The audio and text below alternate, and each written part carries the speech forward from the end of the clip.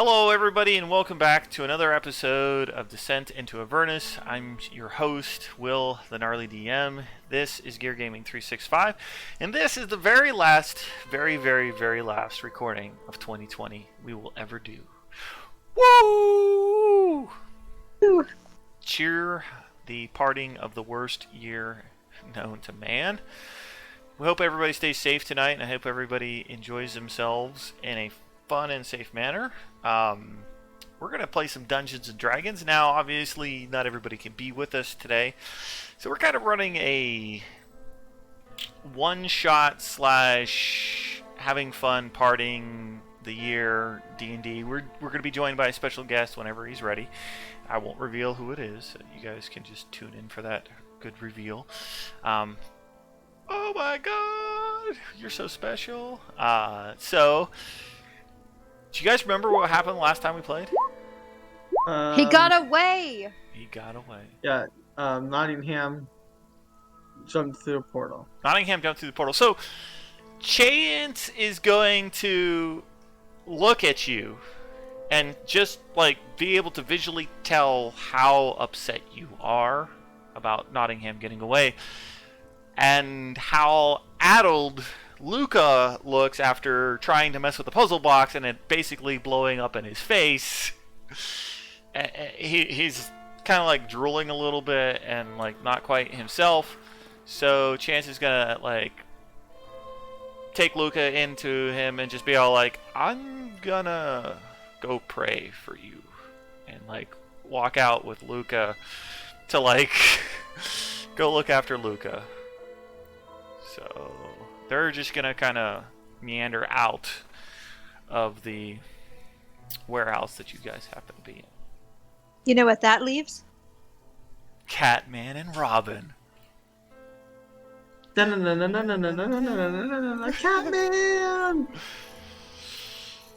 So, ladies, I'm going to refer to your natural sex rather than your character sex right this moment in time. As you're standing there, I imagine that at this point in time, Robin, you're fuming mad. Oh, yeah. Okay. All right. Yeah. Then give me a perception check.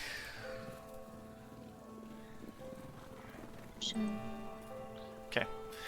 Even though you are stark raving mad and really upset, you hear Slobber Chops from the entranceway. My poor Marion. Oh, Slobber Angrily. Chops. nope. I refuse to call her that. Refuse to call her by her real name? That is an insult to her. We don't know what her real name is. She hasn't told us. So as you're storming over to Says it on the collar. the front there, you see two individuals in gray robes. Okay? The person to the south here, this individual here, is probably one of the most rotund individuals you've ever witnessed in your entire life, but he stands all of 5 foot tall. He has his arms currently overflowing with food, so much so that he's using his face to hold the top of the pile, and if he moves, you suspect that pile is going to go tumbling onto the ground. Okay? He's wearing one of those dragon cultist masks that you saw earlier from the guys there. The gentleman standing directly to his right, or to the north there, is about 6'4" tall and skinny as a rail, wearing his cultist robe and his cultist mask, but he's got his mask up on his forehead, and he's got a roll stuffed in his mouth. He's got his hands not nearly as full of food as the other gentleman does, but he has his hands full of food, and they stops and just looks at you as you were storming up to him. I'm gonna my swords. I haven't sheathed my swords, so I'm lift it up and use his extension to point at them. What are you doing?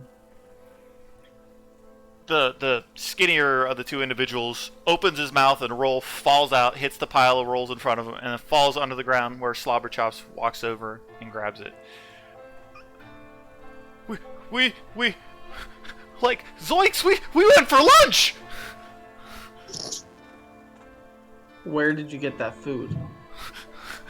Eatery down the street! Isn't that right, friend? And you hear this like, oh. Can I insight that? Sure, go ahead and roll an insight. This individual is not lying to you. Literally, like, standing there shaking in fear. Like, clattering. He's got the shaggy soul patch right here on his mouth. Which bakery? Like, Esmeralda's, dude! On a 1 to 10, how good are they? 10 being really good. It's the best!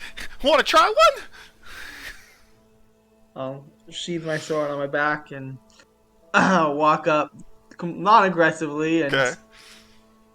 grab one. Wait.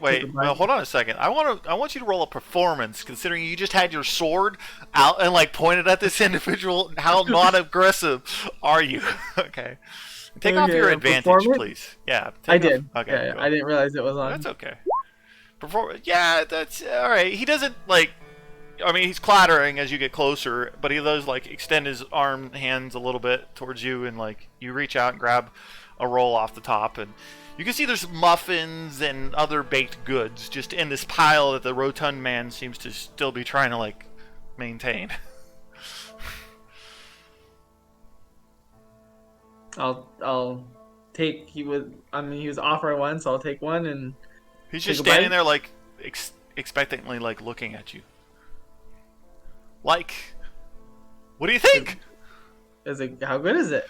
It's not bad. I mean, you suspect that this one is a little stale, but like, other than the fact that it's stale, it's decent quality.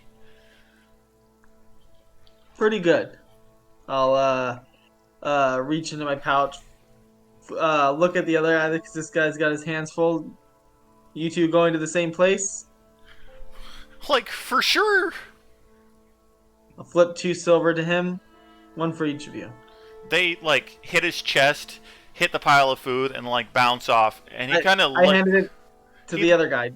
He's Do got. they both have their hand? Oh, I thought you said just Yeah, the one had his hands full. well, they both have their arms full. Just one has way more than the other one.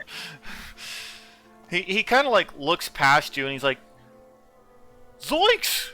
What happened here?" Bad people got what was coming to them. Why are you in those robes?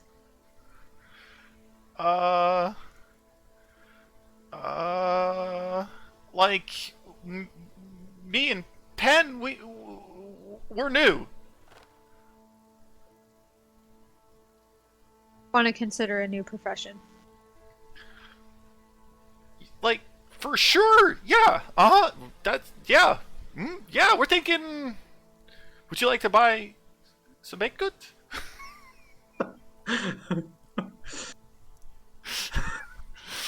It is so unsanitary. I'm gonna look at Robert. After that, I'm pretty famished. Pretty sure I've got better stuff in my bag, but Like, go for it. like we just went for lunch for everybody and came back and like you two are here. Are they all dead? I'll look But the around. leader. Oh, good. We didn't get to meet him yet. Like, we signed up like yesterday and they had us doing like laundry. Yeah. And then after laundry it was food.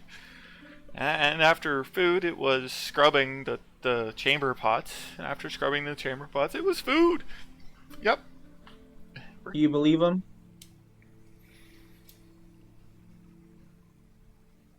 Can we come in? Is the building still on? Like the door was on fire. It's put out. It's put out. I mean, there's the hole in the Okay. ceiling where you come crashing through, and you know, it's a little charred, but Mentioned bodies everywhere. yeah, dismembered pieces of other cultists. Gonna stop them coming in. The, I'll get out of the way so they can. the larger rotund man, he kind of like comes over here, like looks around, sees all the blood and stuff, and he just kind of like sets his pile of rolls down on top of this crate, and he just like this number, pulls up his mask and steps outside, and you guys hear this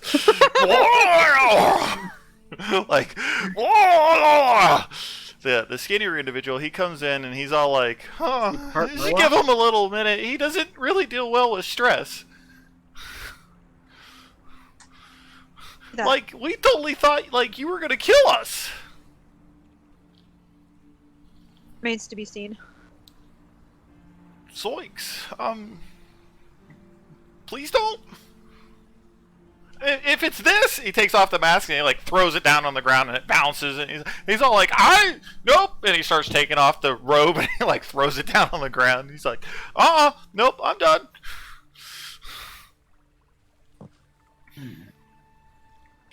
I'll put my bow away. Like, she's pretty serious, isn't she?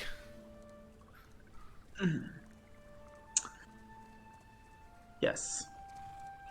A few minutes later, the bigger individual, he comes back around, and you can see he's got his robe off too, and he's like using it to like wipe the barf off of his face, and then he just like chucks it outside. He just kind of stands there looking at you both. I'm gonna I want to like kind of go up and like kind of in my towering. If you want to continue living, you will swear an oath to me that you will throw away this life and live a life of helping the helpless.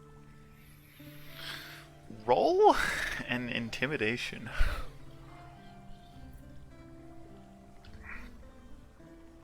Intimidation. Okay. Like before you even like finish like the first couple of sentences, his head is like not just nodding like up and down. Okay, and the skinny one is just like for sure. That's what they told us too. If I find you not living a life to help the helpless, this blade will meet your body. That's one introduction that, like, for sure, I'd want to avoid as much as possible. But I mean, it sounds good, right, Penn? And the fat guy just kind of nods. Name's Joe. Joe Kerr. Nice to meet you. And this is my companion, is Penn Gwyn.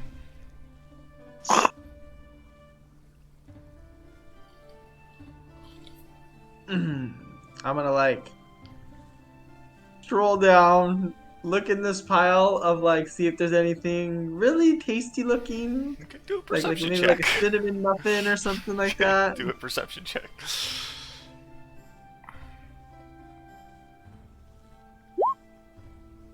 Yeah, like right kind of on top, you could see this like choice baked goods that isn't like an apple cinnamon type of crisp.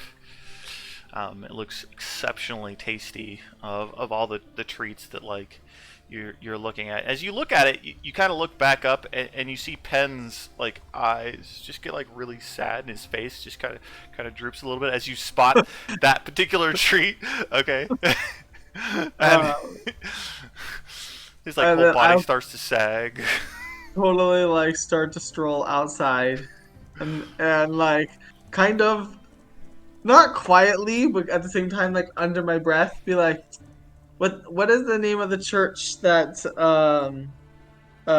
Chance keeps going to? I'm forgetting it. Shrine of Misery. The Shrine of Misery. The Shrine of Misery could really benefit from these. And like continue like walking out the door. Robin, as you standing there, you see like visual tears like streaming down Penn's face, but he just like doesn't say anything. Joe's kind of like patting. It's all right, buddy. We'll get another one. Don't worry. I don't want to be carved in two. I kind of feel bad. But... The other one just kind of nods a bit, like it just nods a bit up and down. Yeah, like maybe they'll be able to tell us like where the master went. I mean, he was supposed to go on that vacation they kept talking about. Vacation. Like what?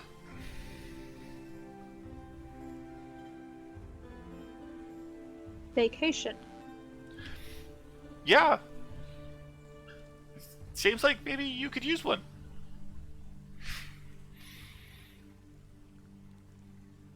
Star mentioned a vacation. Oh yeah, for sure. Like totally, they would talk all the time, and like they didn't even like really pay attention to us when we were cleaning the chamber pots, and they just like talked all the time. Did they say where he went on vacation? No, not so much. Yeah, that wasn't really something they talked about, but they did talk about Mahdi. Mahdi. He's well, yeah, he's the one that like told us that we should sign up with these guys. Yeah. He's like a broker of sorts. He like gets you things.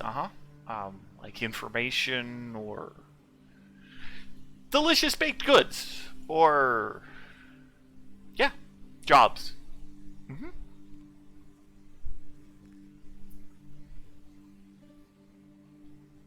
Where do we find him?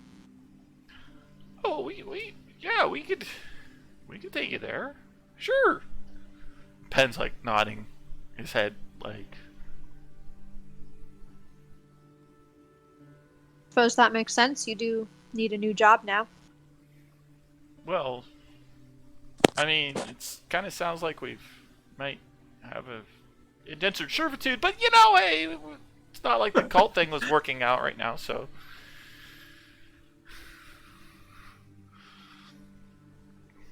Let's go then.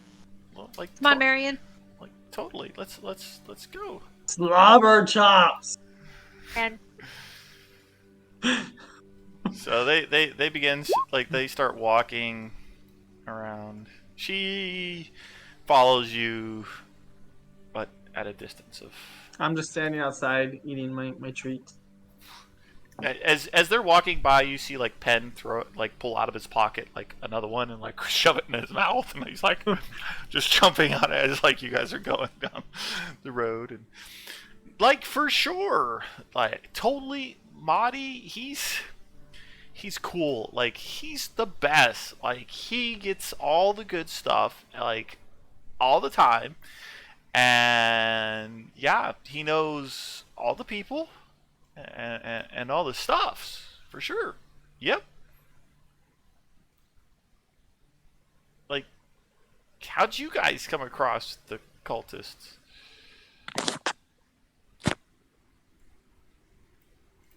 lead on their master. The Nottingham? What about him? Followed him here to try to catch him. Well, I mean, did you not?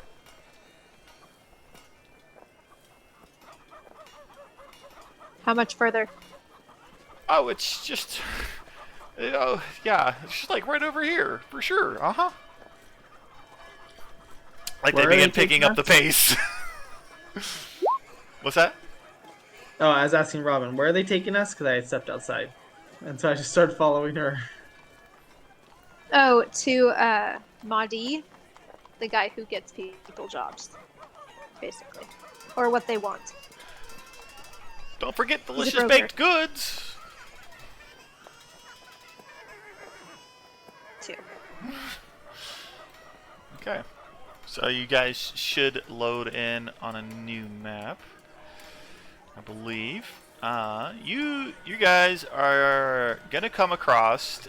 So you follow behind these two individuals who kind of like lead their way through some pretty shady like back alleys and whatnot. Pretty soon, like the din of the passing street, the noise from that sort of fades a bit, and then you find yourself in a large open area. As you are walking up, you see this individual standing there, and he says, "Greetings and salutations! Welcome to the Wandering Emporium. My name is Madi. How may I be of service to thee?"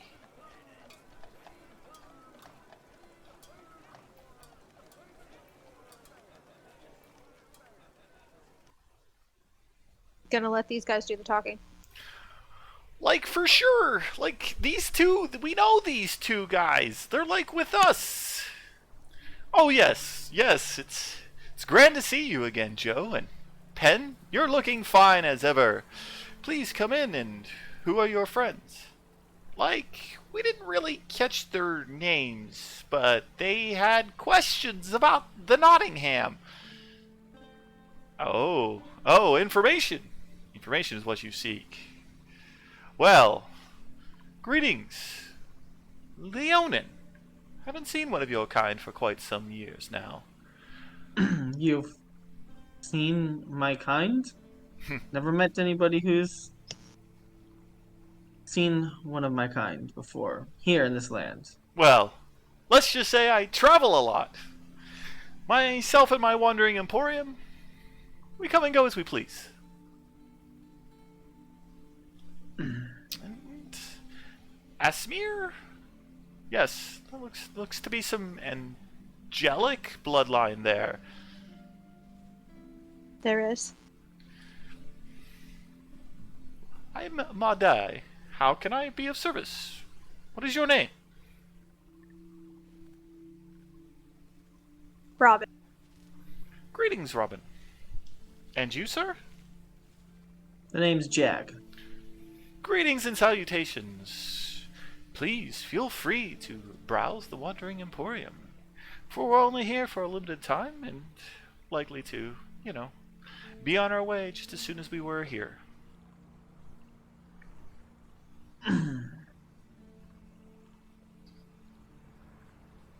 Coming in here all the way at the south. You guys are coming in right here.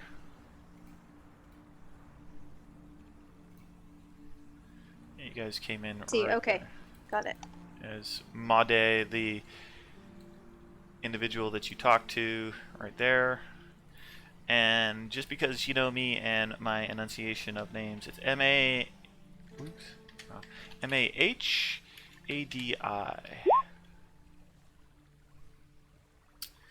As you guys look around this wandering marketplace, you can see really interesting sorts of individuals.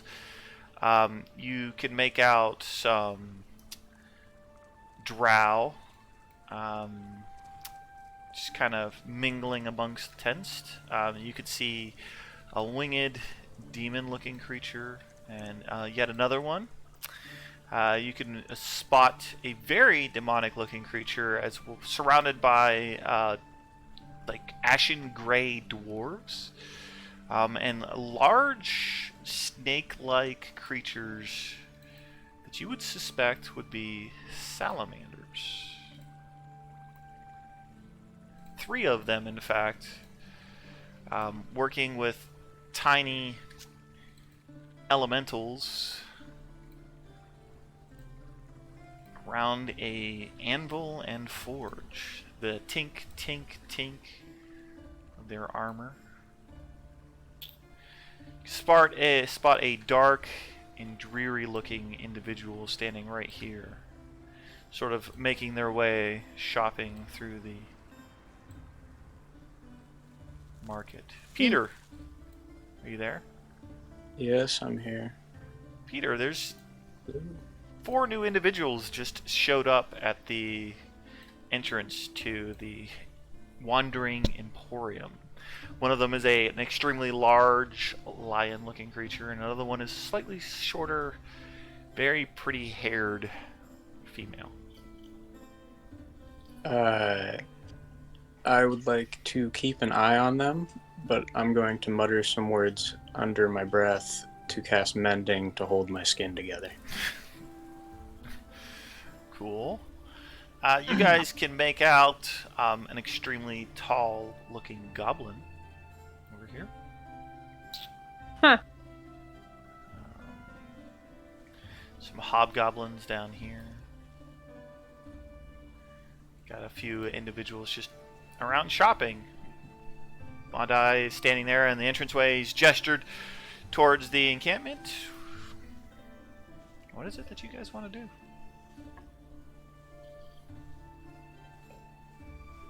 Kinda. Actually, I'm probably not going to get too close to the salamanders. But we'll just kind of wander in. Okay. I understand your hesitation. Not every individual that comes here is of good nature. Be not alarmed. In case you didn't see it, let me show it to you. He kind of like waves his hand, and you notice now a wooden sign that you had walked past on your way in.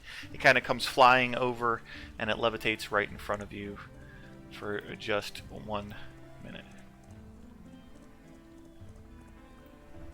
These are the rules. Otherwise, this is a neutral at best sort of meeting ground for dozens of both good and evil to trade wares. When would your next stop to Theros be? Oh, you see, we don't really plan stops so much as they just sort of happen. What would it cost to have you carry a message until you stop there? Interesting. You wish to deliver a message? I do. We could discuss terms. Won't you please step on over to my particular establishment? It's on the far side of the encampment. It's known as the Infernal Rapture.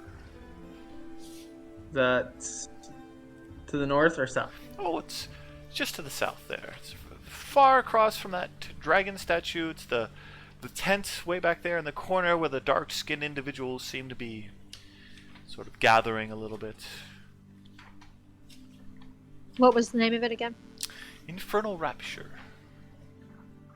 Infernal Rapture. Yes. My personal establishment. That's where we could go to discuss any sort of deals that you guys would like to make.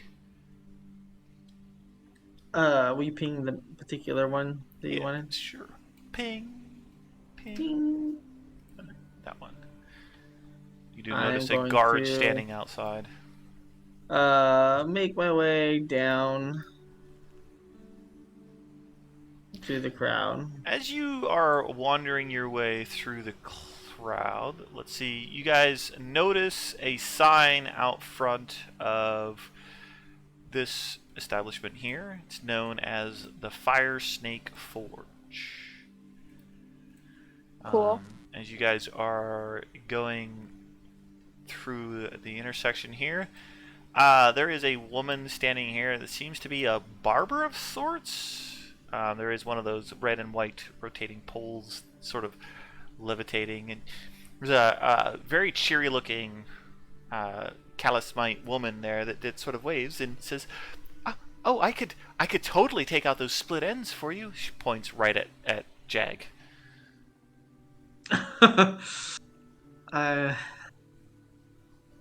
Nobody touches my mane. Oh, never fear, dearie. I would do that mane such justice. Oh, it would be luxurious, and I would bring so much life back to it. If just a price of 1 gold piece is all it would cost you, and a bit of your time. I'm gonna give her a very pissed off stare for her insulting the way I keep my mane. Oh, no. No worries, Lovey. It's your hair. Do with it as you please. You guys do pass a very odd-looking goblin in a very long brown trench coat next to a cart that has like this dog attached to the front of it. And there's just an odd assortment of whatnots hanging out of its thing, and it currently seems to be having a dealing with a finely dressed individual here. They seem to be discussing some sort of a price. Can I listen in? Sure, do a perception. Peter, do you want to keep following these guys around? I would like to Okay. follow them, but in a way that it doesn't seem like I'm following them. Ooh, then roll me a performance. Alright. One moment. Yeah, no worries. You is it not? Dear sir, I'm having such a hard time understanding the way you speak. Do we have a deal or do we not have a deal? Is it not? Not what it is, isn't it not? I understand the words that are coming out of your mouth, but they don't register. Can you understand him? He seems to gesture to the individual behind him. This individual steps forward, and you notice that there are two very sharp teeth from this individual's mouth, and it says, I told you it was a bad idea to deal with this one. You insisted. Pay it its money and let's be gone. We have other things to work on.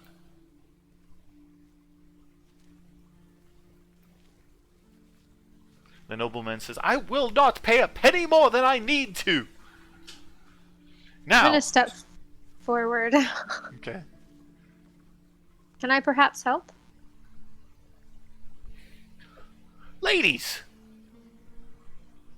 Do you recognize the individual? Do I? You do recognize the individual.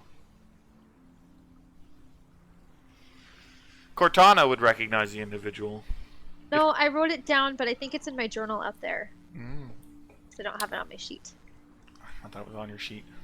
Nope, hang on. Cortana would recognize the individual? Cortana would recognize the individual, yes. Which one? The This goblin over here. goblin. She would recognize. It's a very tall goblin in a trench coat.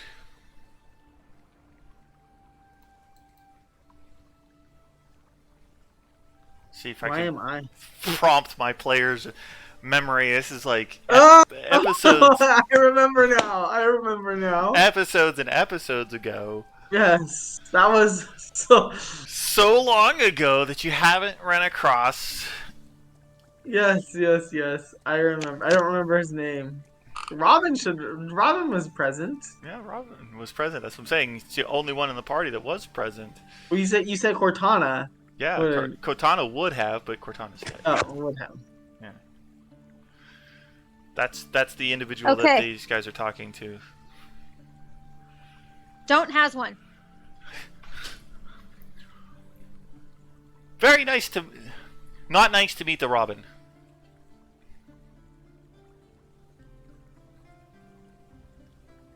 You. Huh? You cut up. You know this fella? Yes.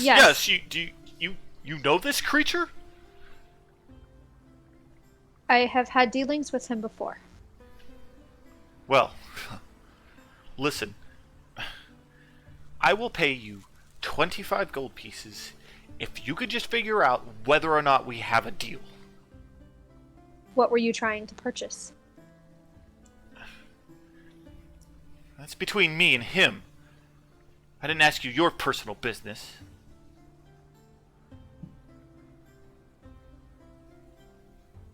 Nonetheless, if you're going to hand over money to the little one, I'd like to ensure that you're getting what you asked for.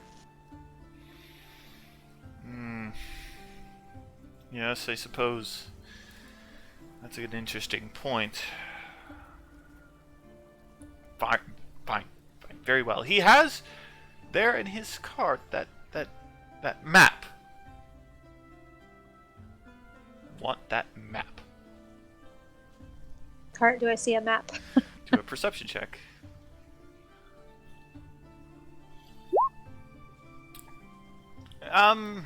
Yes, you see a piece of paper that resembles a map. From your perspective, however, you can also tell that it might possibly be a child's drawing. If he wants that piece of paper, then I will happily let him and his vampire friends that I can't do anything to buy that piece of paper. So, I am going to look at Don't Has One and say, paper? Snot. Not. Snot. Can I insight what he's trying to say? Sure. Yeah, you can I'm insight. trying to remember how we communicate. I know.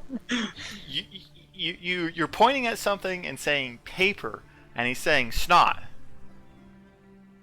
So that's not paper in his language. You got to remember that, like, Okay. Don't Has One is his name.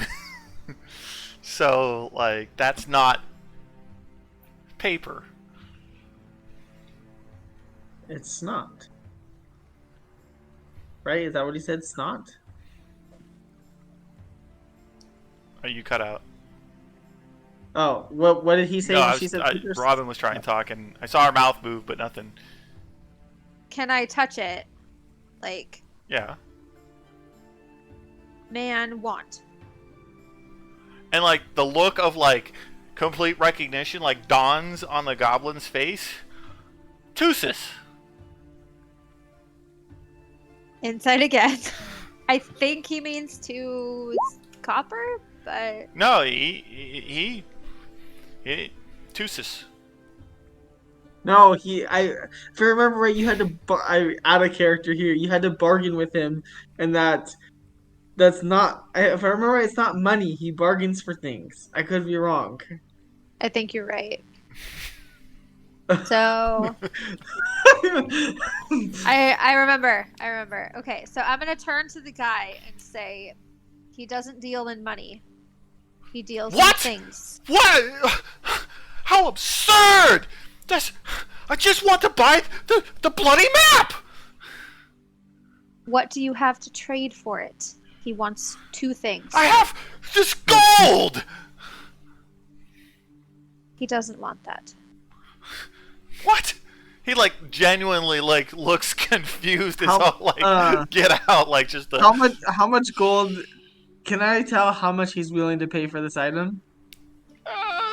Okay, He's like do hanging a out perception check. Because he Just had a just really held good out, idea. he just, like, held out a bag of coins. Okay, Yeah. there wasn't actual coins, like a pile of coins. Okay. It's a bag of money. Well, Bag of money. I mean, he had it out there for just a moment. He saw you looking at it and, like, snatched it back really quickly. So you didn't get, like, a good enough look at it. How much are you willing to pay for it? Again, that's between me and him. Well, if None you of want your us business. to translate how much to make sure that you get it, how are we supposed to make sure to translate how much? He doesn't you're even willing to want money. What do you care about money? Find out what he does want. He just wants 2 random items on your possession. If you want to make a trade, I will give him 2 items. Snot. pay? Not 2 random items. No. Toofus.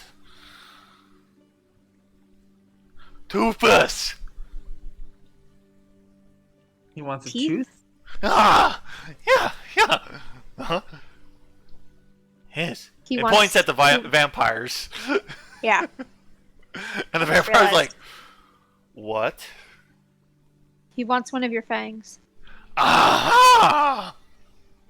The vampires are like, what?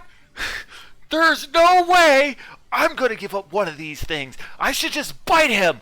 And as soon as he like says that, like moments, like as he's like getting like closer and closer, like you guys look up and Madi is just standing right there. And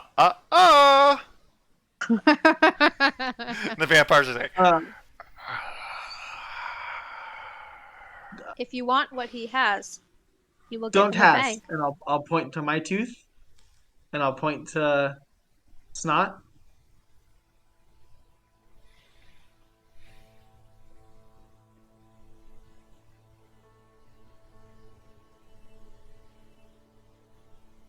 and the hood just goes like slump for just a moment, and you can hear two goblins chattering back and forth. The cloak is still like standing there, and the nobleman looks like really confused. Like he's like, What other one? what's happening right now? Oh, they're conversing. There? Well, you don't think goblins get that tall, do you? You don't normally deal with goblins. Just as like he's starting to reach for like the cloak to like the jacket to like pull it open, the hood pops back up and no, and he like pulls back and for sir wants a Toofus. Does he point at the vampire or the cat? The vampire. So I try to make a deal. Fortunately, he wants what he wants. Toofus, give. This is.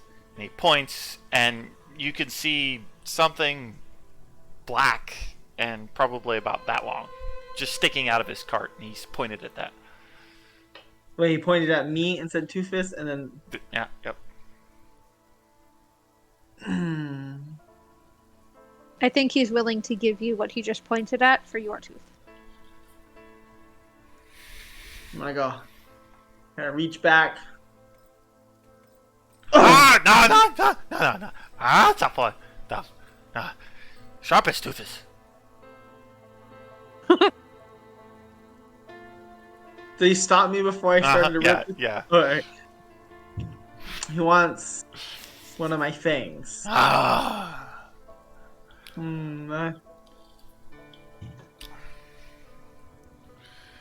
It's too bad you don't know a wizard that could help you grow it back.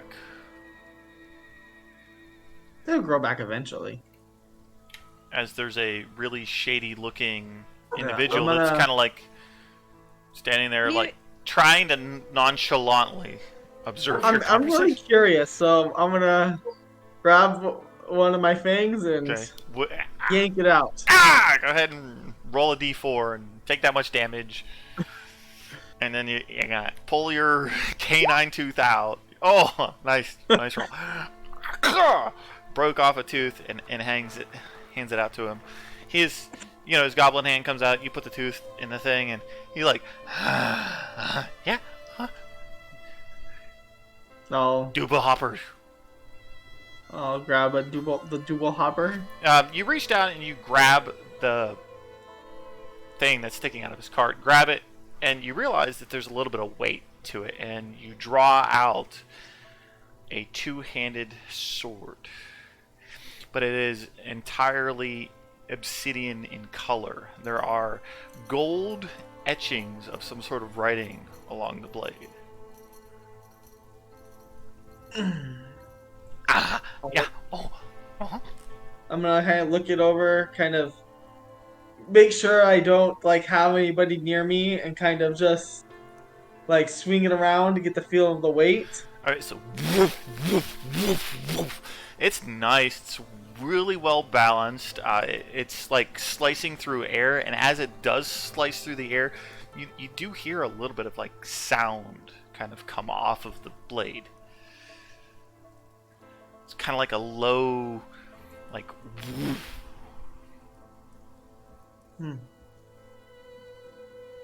Kind of trying to figure out how I'm gonna walk around with 2 great swords.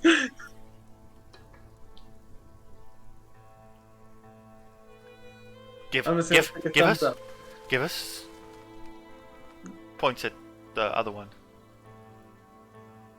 Is the one I grabbed like just as big? Like, is it a nice? Looking at it, I mean, as far as size comparison, the one that you're holding now looks slightly skinnier and like slightly longer. Okay. But I mean, overall, it's still a great sword. But the quality of craftsmanship in the one that it was just given to you compared to the one that you've had this entire time is immensely different. Because if I remember correctly, you're just carrying like a great sword from like the player's handbook around with you. This is like a customized look, but like to kind of match but just it's a regular great sword.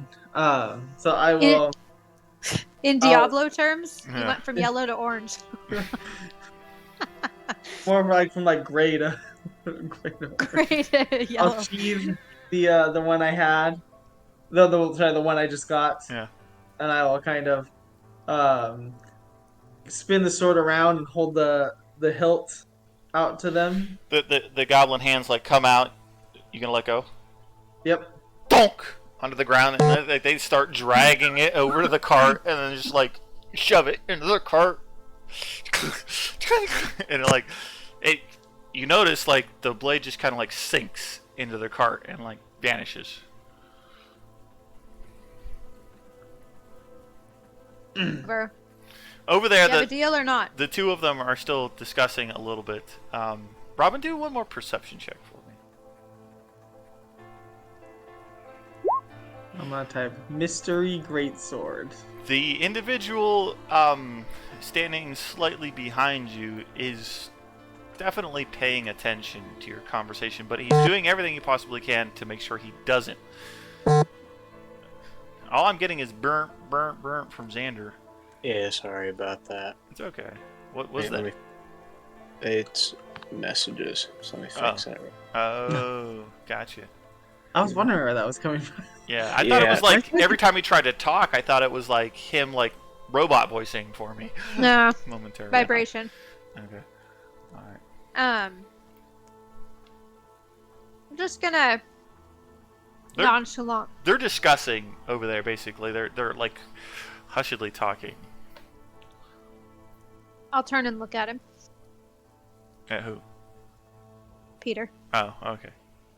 The guy I don't know is named Peter. Yeah. Peter, I'll help you. one of them is now looking at you. Spotted you like spying on them. Who are you talking to? You. Can I help you? No, just looking around, sorry. What do I see? As far as he goes. So he's about the height of like 11-year-old kid. So he's not too terribly tall. He's very slim, but he's covered by robes and you can't see his face. Interesting. Do you live in this traveling market? Define living. Traveling with. I do my best to keep up.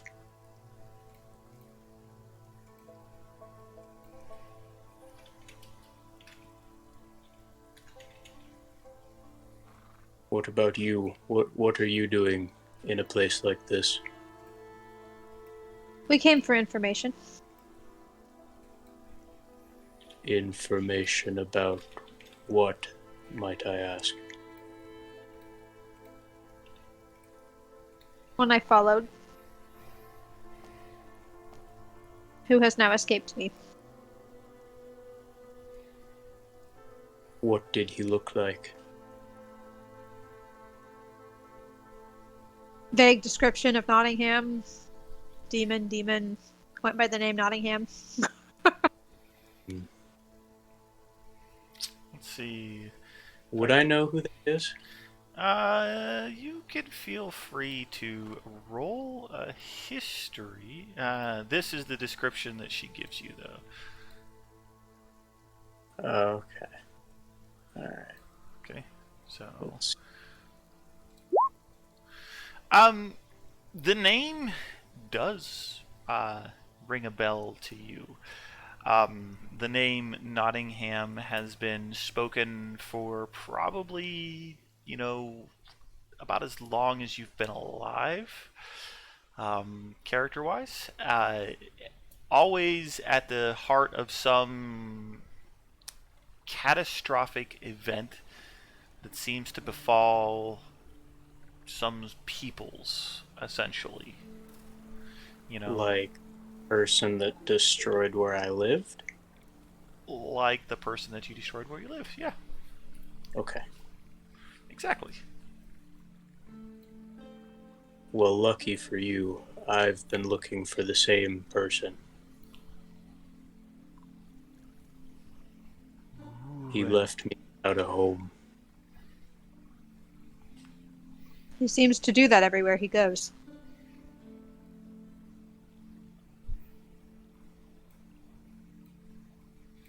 Yeah, he does. He's good at that. He spared me in exchange for my soul. I was foolish enough to take the deal.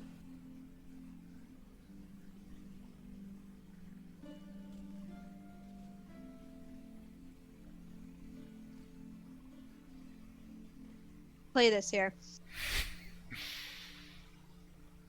Does one take a soul?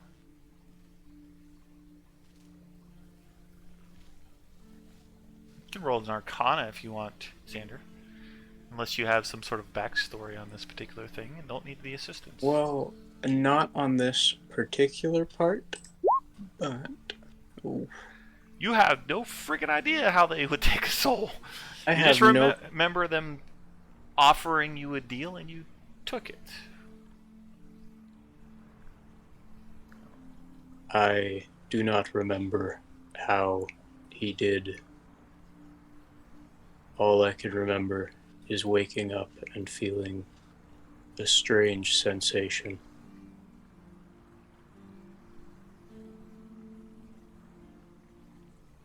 I assume you mean the absence of a soul. Yes.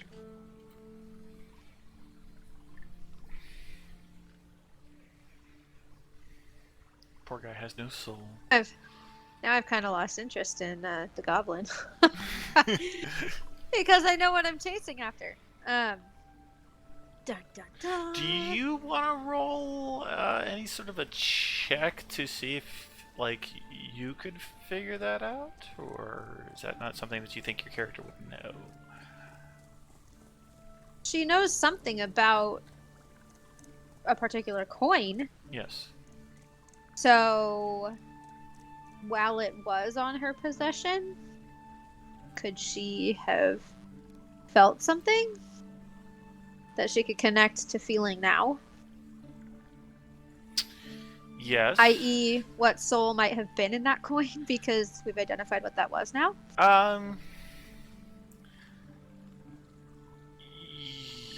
So the thing with that is that you feel now like maybe you take that moment and an opportunity, you could actually ask the soul in the coin. Got it. You could get information from it. You feel now that that would be something doable. Well, if I had it, Correct. You mean? Correct. Okay. If you had it, you feel like you could find out who the soul belonged to. You might not be able to feel any sort of connection. You would feel like this individual standing in front of you feels the loss of the weight that you felt when you carried that coin. Okay.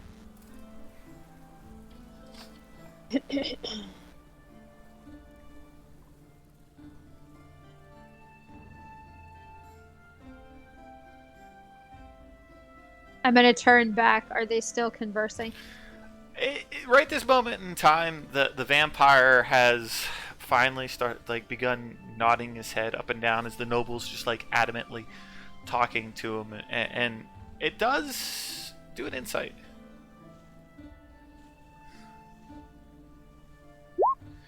It does look like it's going towards the noble's favor right this moment in time. Whatever things that he's saying, it seems to be progressing towards a potential resolution of some sort with this individual. I want to look at Don't Has One. Okay. And I'm going to point at the paper and then say want.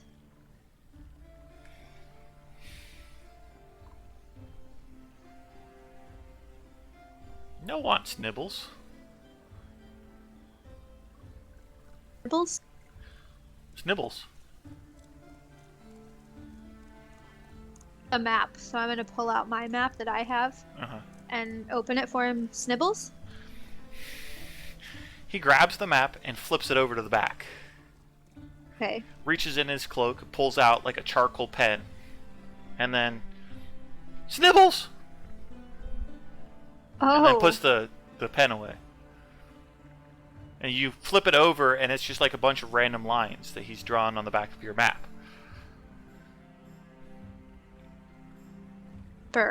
Okay. So I am deducing that it's scribbles. Yeah. Okay. Yeah, you can deduce that it's scribbles.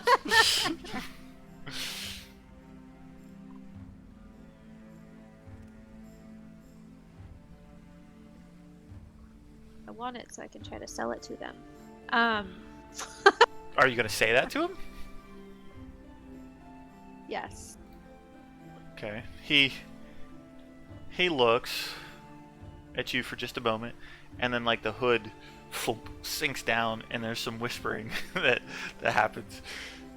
Kind of goes back and forth for a couple of seconds. You look over at the vampire and the noble, and now the vampire's shaking his head. So clearly he's talked himself out of what he was talking himself into right this moment in time, but he's still trying.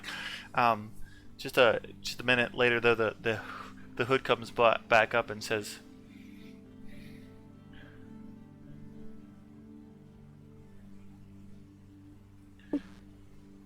"4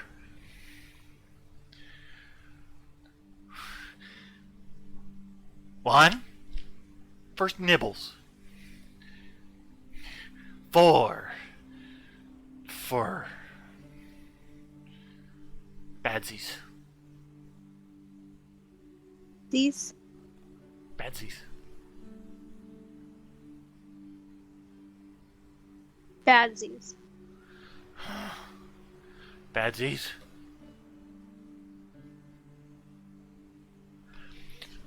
4 for Badsies and Snibbles.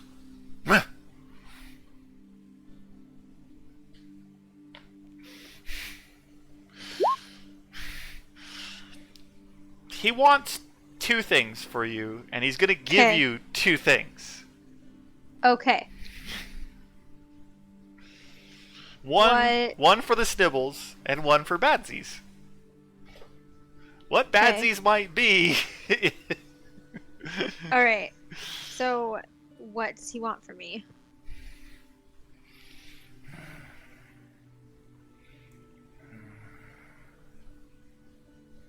Ooh. Huh? Yeah. Fluffy. Fluffy? Floofy. Floofy. Floofy. I have no idea what. Hey! Soft. Feathery. I mean, my hair? No, no, no, no, no. Because Floofy! if he's talking about the cat, Floofy! he wants the whole cat. A couple feathers? Yeah, yeah. 2 feathers. Uh-huh. Okay, so I'll call... Not Smokes. Ooze. Like, keep on running them over.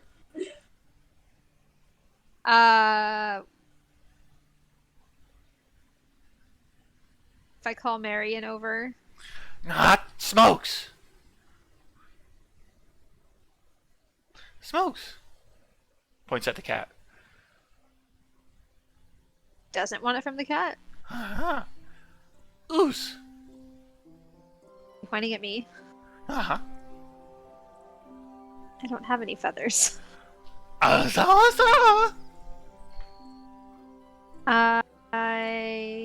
Well, that's DM description, sir, because I used it for the day. Morrow.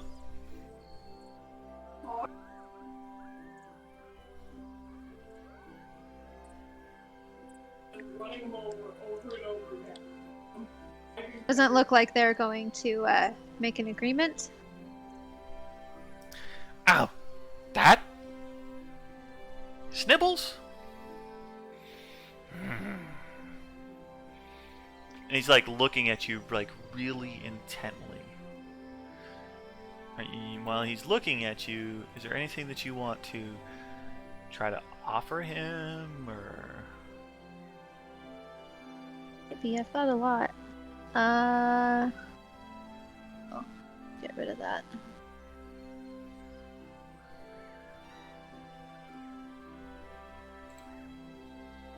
Oh. Sorry, that's me. I'm looking at your character sheet. So he's scrutinizing you to try to find out what you might have that he wants. A hairbrush. I have a cat cameo. I have potatoes. I have... Ooh. I was trying to... Ooh. Snoof picture. Smoke picture. Oh, picture. Fabulous. I have the smoke. I don't need the picture. Snibbles. Snibbles. You take the map, and like both the vampire and the noble like stop and turn and look at you, and at this point doesn't have one, begins to like pack up his wagon and bye. Like Wait, I Huh? want the other. I want to try to offer him something for the other, for Badsies? badsies. Floofy. Want Floofy? Floofy? Yes, Floofy. Do you know what Floofy is? Yeah, but so I'm gonna tell him Floofy and not have Floof.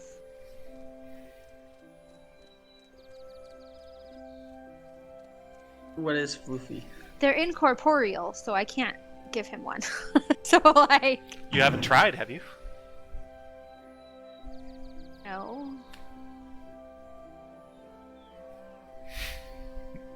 Floofy tomorrow. You stay. Fine. And I will hand him 2 potatoes. Smoopers? You stay. You stay. Smoopers? Yes. And then you guys both hear this Smoopers from like down lower in his jacket. Smoopers, and the hands like disappear into the jacket. Okay. That was like a thank you for staying.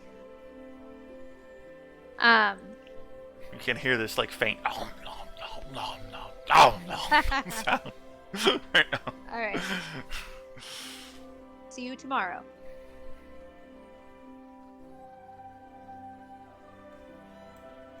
And then I'll go over. I'll get right about here. Okay. Because I don't. They're both get like too standing much there, like closer. looking at you. How much is it worth to you? As I said to the creature, I'm willing to give this entire bag for it. Can I have a look and see if that entire bag is worth the trade? No, you may not. On the map. Well, I'll start to turn away. Okay. Don't worry, we can kill them later. Yes, I will have my minions surround them. They can try. Do they say that like out loud within earshot? They do. I'm gonna give off like a roaring chuckle. Roll an insight, both of yous.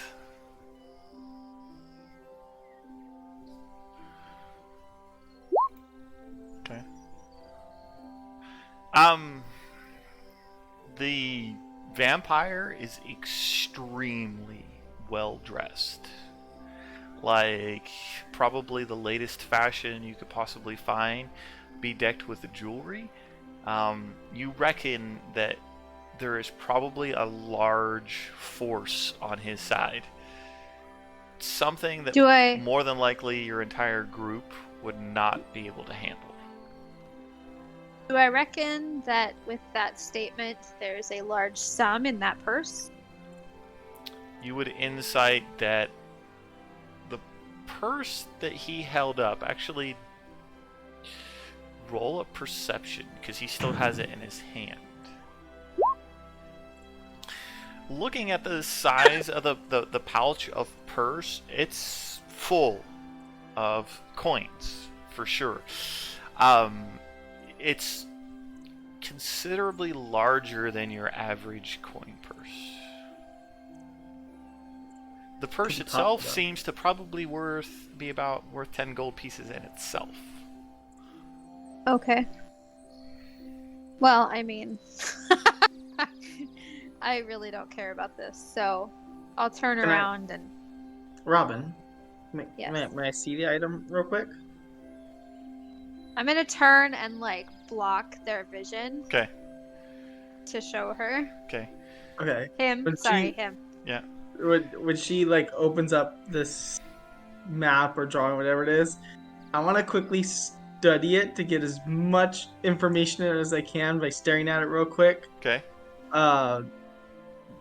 Roll a perception followed by just an intelligence check.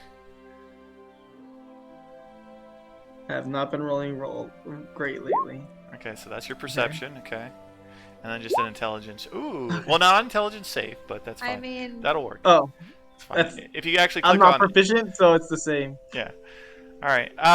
Yeah, you study the picture for 30 seconds or so, and you're pretty sure you could recall any major details of this particular drawing.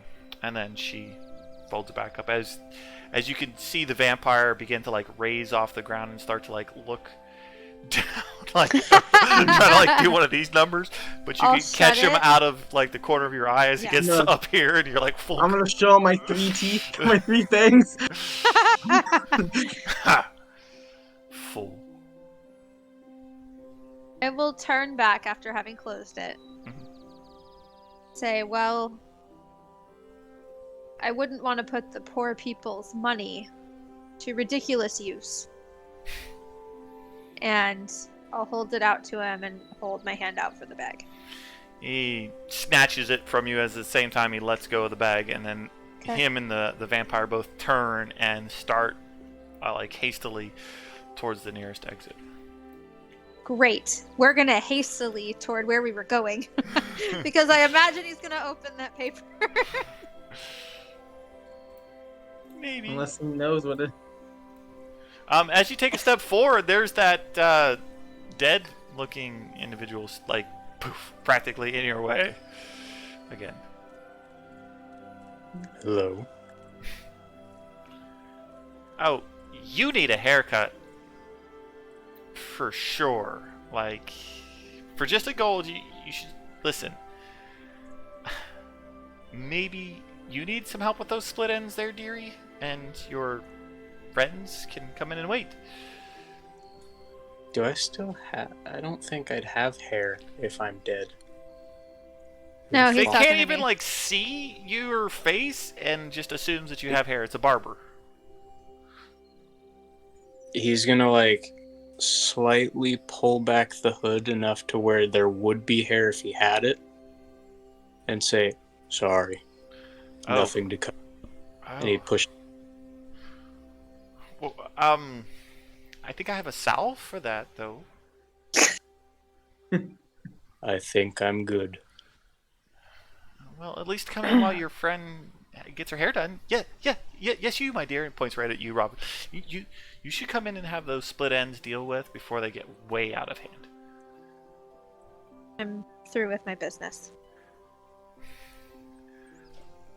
Okay, listen, I really hate to say this, but, you know, going over there and spending time with that individual is probably not in your best interest, but you do what you want.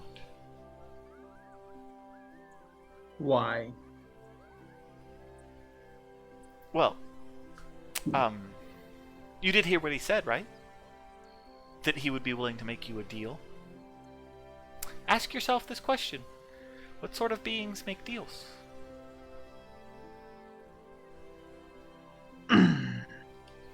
She has a point. But also, all sorts of beings make deals. I make deals all the time. It's very Yes. true. I understand the point she's making. But I'm going to gesture around. Touche. Listen, just if you decide to go over there and you do get a deal made to you, you just come back and see me before you decide to accept it, okay? That's all I'd ask. You want to look your best when you make a deal. Why is it we should trust you over him? I know neither of you. Yeah, that's a very, very good point. I guess the only way to really trust anybody is to spend time with them.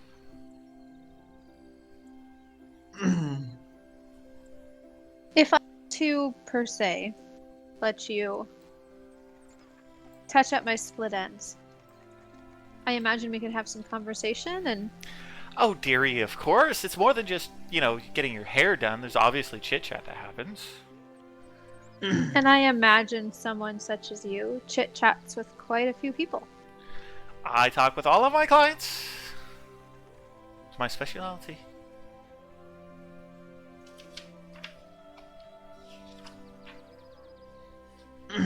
Have you perhaps had a client named Nottingham? Nottingham. Brief description.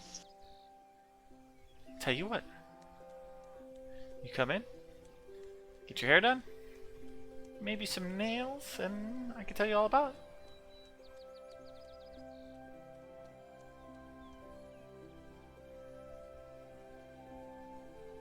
Okay. Oh, Go in. Excellent. Come in. Excellent. Before I follow her in, up in the north, this looks like a forge area, right? Yes, that is a forge. It's the Alright. Three Snakes Forge. I want to head up there, Okay. and I want to try to purchase like a polishing stone, a sharpening stone. I got more like a I just want like a polishing stone. Okay. You head towards the forge area and the three salamanders that are there. One of them kind of like slithers over towards you and kind of like licks down at you. Yes. What does it want? I imagine a fine forge like this. You might have a polishing stone for sale. Yes. do happen to have a stone. What would one cost me? One of those. Hold on just a minute. I gotta look it up. The player's handbook. I don't know if that's something that's actually I don't in know the book. either. Wheatstone. Still improvise. Wheatstone. Look at that. Wheatstone. Whetstone. 1 gold. 1 gold? Yes.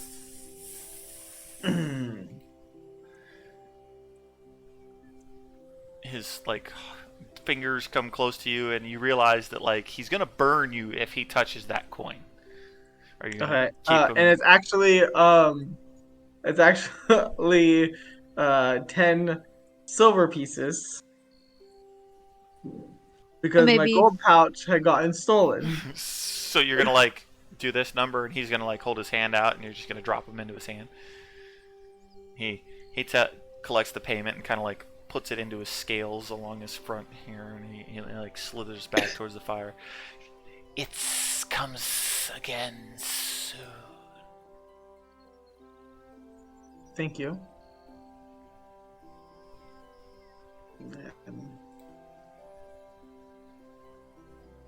It comes against. Like Thank- he's telling what- you to come again soon. Okay, that's right. Let's make sure. I want. That's what I thought I heard. But wait, did I hear that correct? Okay. So, and then when I get in the tent, I'm just gonna, sit nearby and polish my new sword. You draw out the sword, and you take the whetstone and you put it on the blade, and you run it down the blade, and you hear this no in your head. Do I recognize the voice? Do a history. Well, I have a sentient shield. I'm wondering if it's the This? shield. It did not sound like a hollow whisper. Okay, that's okay. I'll stop. Collection of voices in your head. You It's gonna get really crowded up there. hello? So I look around. I won't be frightened. I'm used to. Hello? the barber's like in the middle of like prepping Robin, and yes, dear, I see you. I'll be with you in a moment. Not to you. No offense. Maybe you're talking to the extremely dead person. No. Is the extremely dead person here? Peter? Yes. Here. The lion is sitting there saying hello. Looking Who around are the you? room. Everyone thinks you're crazy. They'd be right. I'm gonna in my head because I've heard voice in my head before. Hello? Nothing. I'll start to take the whetstone back closer to the blade. You hear this like heavy breathing, like panting, like. If you speak to me, I'll put this away. If this, hello? It doesn't sound like. Oh, Do a persuasion.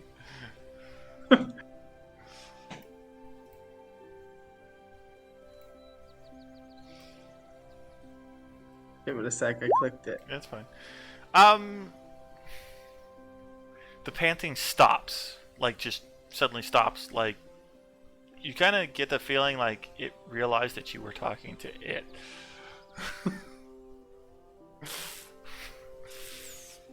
If the voice came from your head, maybe you should talk back to it in your mind.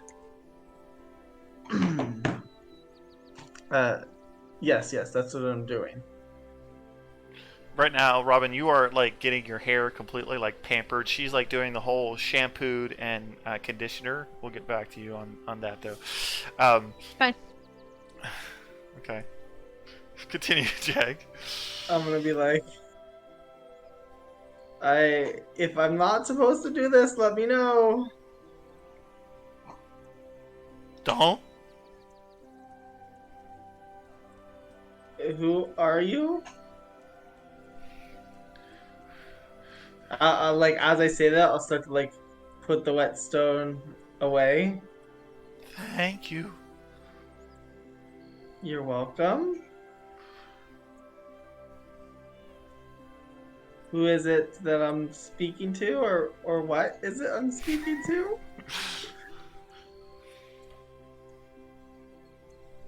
No response. Okay. Roll an insight for me.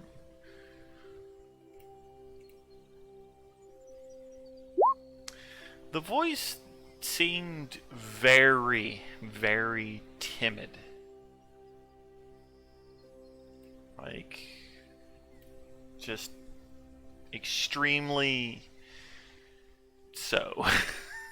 With with my insight and the fact that like I'm being spoken to every time I go to interact with the sword, can I guess that it's the sword speaking to me? You would Since I've guess. dealt with sentient items You before. would guess that yes, there is a sentience to this particular item, but whatever sentience is in here does not seem like it's willing to carry a conversation with you right this moment in time.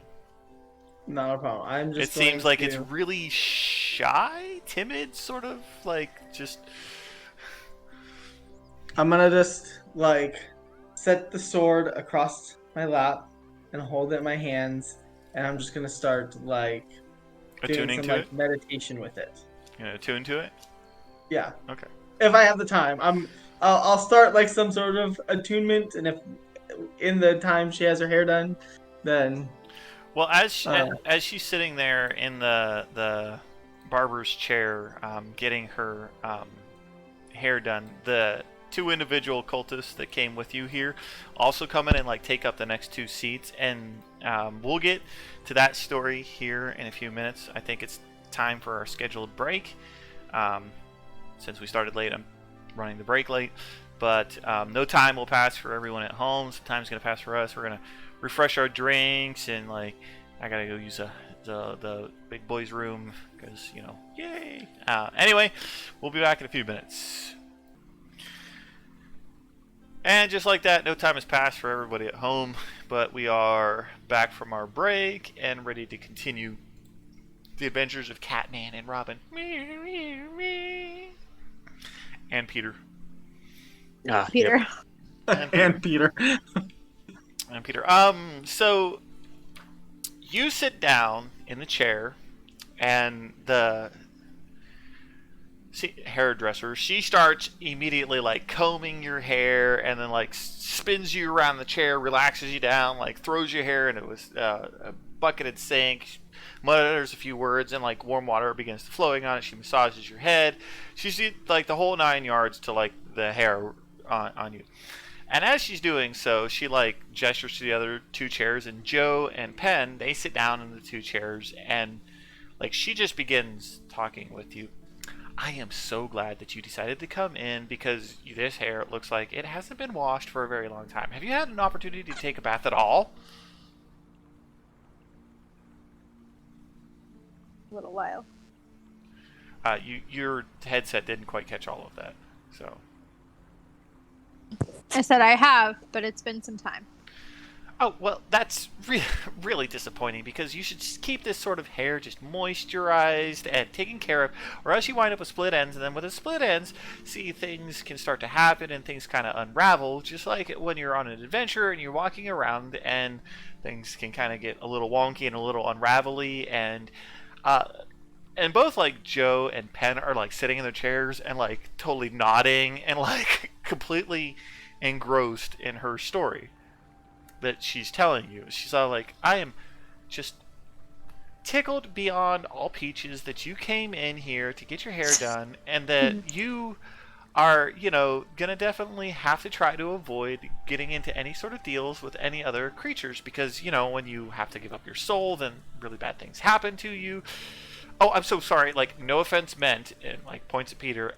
Your choices are your choices. I'm just trying to like make sure that this person over here doesn't make the same mistakes that you made when you were younger and like trying to live and stuff like that. But let me tell you what. I'm just gonna take like 2 inches off of your hair, and you're gonna feel. Do you know what would tickle me beyond peaches? What would tickle you beyond peaches?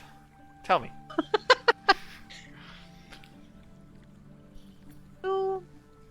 alluded to the fact that you may have chatted with Nottingham.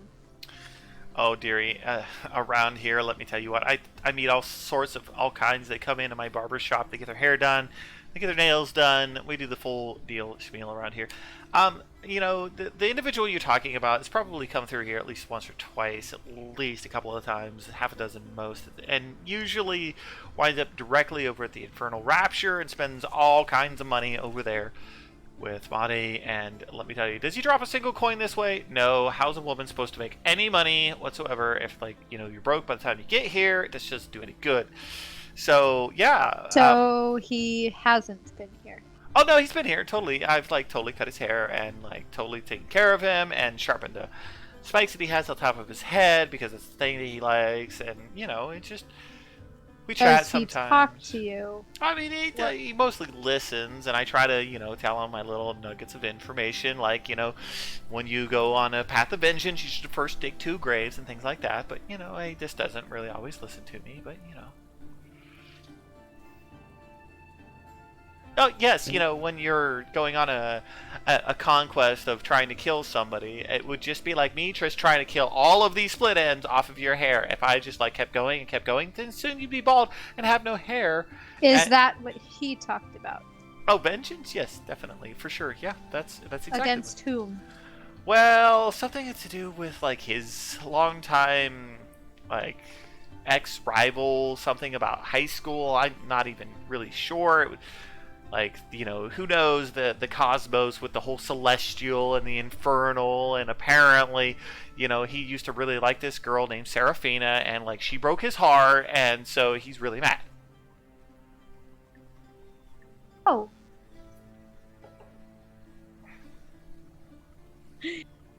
So, he's on a vendetta against Seraphina. I mean, I guess that's what he really was trying to get to, because, all he would ever talk about is, I can't wait for the day that I finally get even, because she dumped me, because she wouldn't leave the celestial host for me, and we were in love, and yada, yada, yada, and it's such a sob story, and I tell you, that poor boy is just, broken soul, and... he wants to move up into management where he works, but apparently that means that he's got to move to a colder area, something about, frozen and, everything's ice. And I want to make sure she's actually paying attention to what she's doing with my hair. she is Wow. 100%, on par with your hair. Okay. I don't want to end up with some crazy haircut. No. You're not going to wind up with some crazy haircut. She's not messing up your hair at all. When was the last time he came through? It was a couple, days ago when we got here. He was in. He talked with Monty something about making sure that the things were taken care of for the whatevers he's trying to do, and and then he came over and he got his horn sharpened like he usually does. But this time he looked a little different. He was wearing a girl's body, and I don't know really what was up with that. Maybe he's trying something new. Maybe he's trying to get to Seraphina by being a girl. But he seemed to be a little more happier in his new look, and so I just did my normal thing. I sharpened his horns and his fingernails and painted them red for him because that's his favorite color, and things like that. He was a woman? I mean, he's more of able to be whatever he wants to be, sort of thing. So sometimes he's a guy, a couple centuries he was a girl. I mean,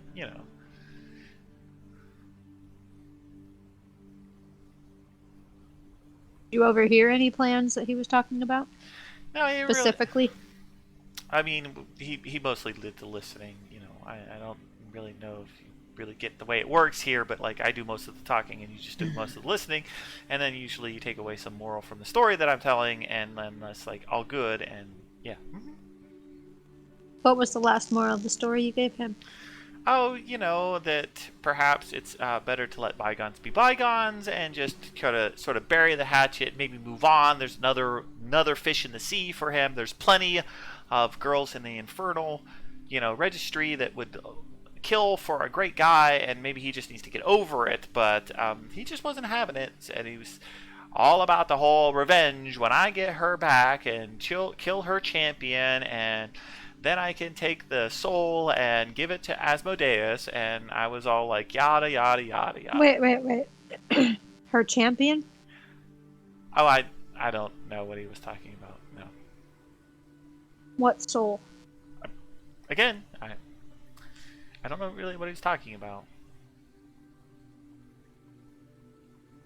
Oh. I'll just let her yammer on. And, you know, when I get down right to it, and both Joe and Penn are like, uh-huh. Like, the whole time, just, like, zoned into the conversation. You know, if you decide to go over to the Infernal Rapture, just make sure that, you know, you're careful with what you say, and don't agree to any deals, okay?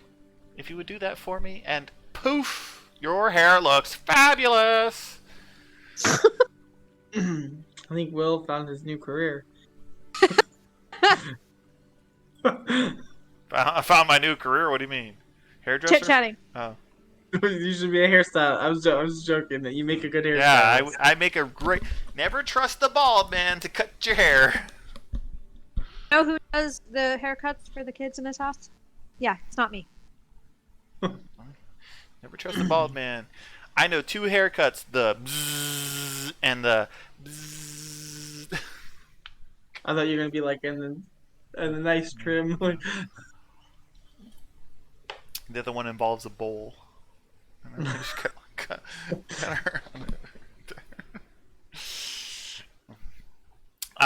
So at this point in time, she's done with your hair. I will give her 2 gold pieces for her troubles. You feel very invigorated and refreshed from this particular haircut, and you may receive the benefits of a long rest. Nice. So if there's anything on your character sheets that are not at maximum, you can feel free to maximize them. So many things.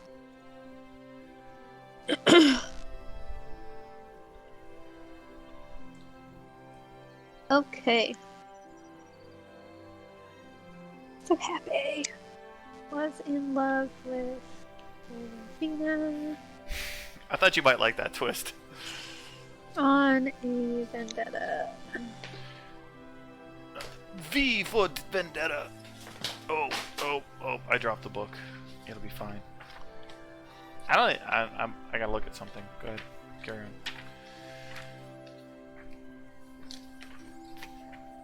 Like, fill a dead air, somebody. I have a question for you. Okay. When I do attune to this sword, can I drop my attunement to my other item? I don't know how Yeah. dropping attunement works. Honestly, I don't know how dropping the tube works either. Right this moment in time. So, I mean, let's see. I mean, let's look to see. Oh, okay. I'm actually looking at the rules on attunement right now.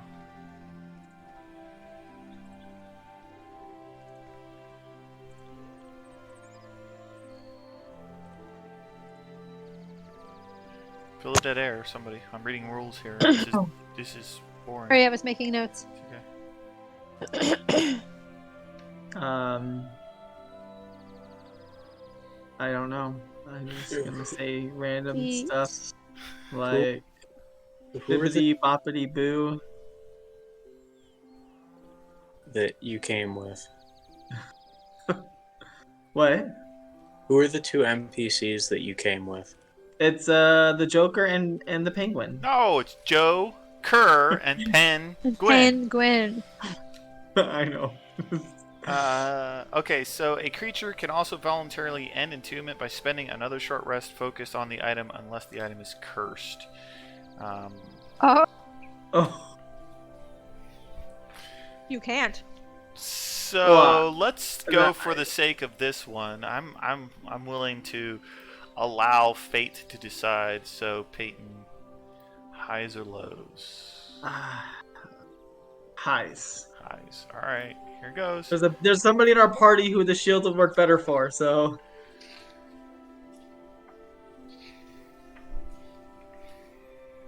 Unfortunately, this particular item happens to be cursed.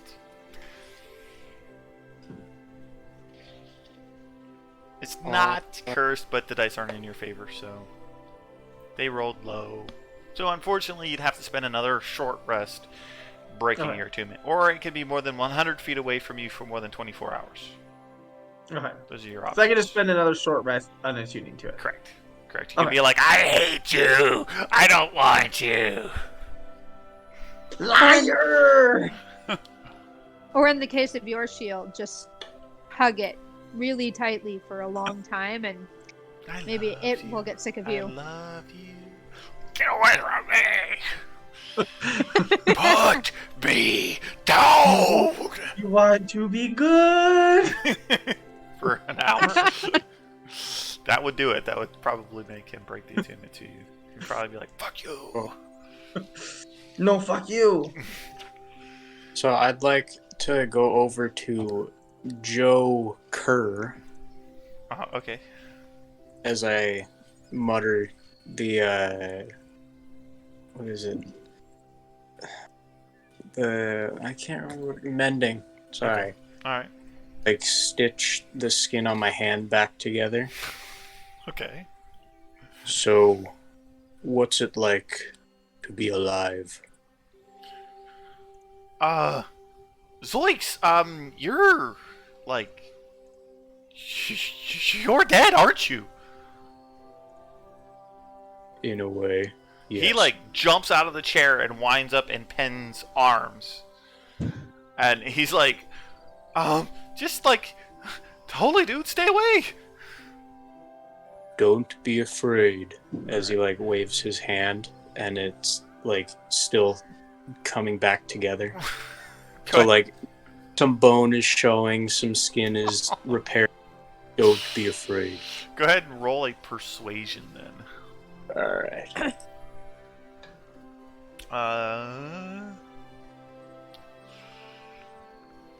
Kind of laughing because that's hilarious. Okay. He like he walks over and he like hits your hand like where the skin is kind of like hanging out, and like he seems instantly fascinated by that for like just a minute before he realizes he's touching like dead skin, and he kind of like withdraws just a second. Dude, it's pretty awesome. You can eat snacks, and he holds out a muffin towards you. He'll take the muffin. Okay. He pulls out another muffin and he like bites into it. He'll Like he's do showing you how to eat. Yeah. So he's gonna do his best to eat it. Okay. But wearing a mask, so it's kind of difficult. So he's kind of just pushing it through a little mouth hole. And it's mostly going everywhere and falling on the floor. Yeah. And he's like, yeah, like totally, dude. Like that. And you can feel things. Yeah, like the sun on your face and oh wait, you're dead. You probably haven't felt that for like have you ever felt that? If I ever felt what? The sun on your face. My face hasn't been exposed for quite some time. Oh, that's crazy, dude. Like Zoinks, I feel bad for you. He's going to point to the mask and say, I kind of can't take this off. Oh, I imagine not. I mean, you probably look like old man Smithers underneath there. Nobody I couldn't. really. We're right if I wanted to. I got it. Thanks. Well, it feels good. I mean, as long as points over at Jag, that one doesn't like split us in half, then I'd like to feel it for quite a while longer. Right, Penn? Penn just over there nods. Okay. Like, what happened to you, dude? I mean, I heard earlier that you just lost your soul. Yeah, pretty much. That's all that happened. Oh. I lost my soul, started dying, received a mask that I can't take off anymore. Oh, that's crazy, man. Do you, like, can you do anything cool? Like, could you take your arm off and put it back on?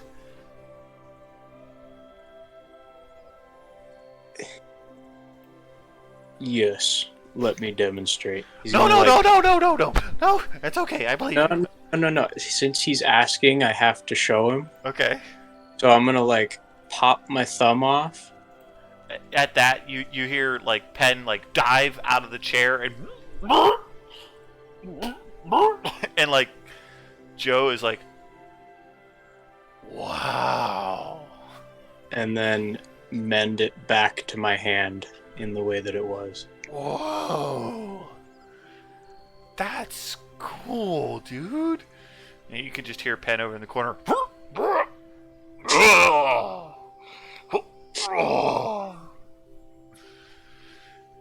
Is your Bernie, is your the barber, friend is over there going to be all like, feeling I am not cleaning that up. Oh, Penn will be fine. Don't worry about him. You can see, like, the head just kind of, like, nod up and down as he starts to, like, push himself back up. Like I said, he doesn't really deal well with stressful situations. Oh, He just kind of sorry. nods back and forth. Looks a little green in the gills right now. My apologies. It's quite all right. Don't worry.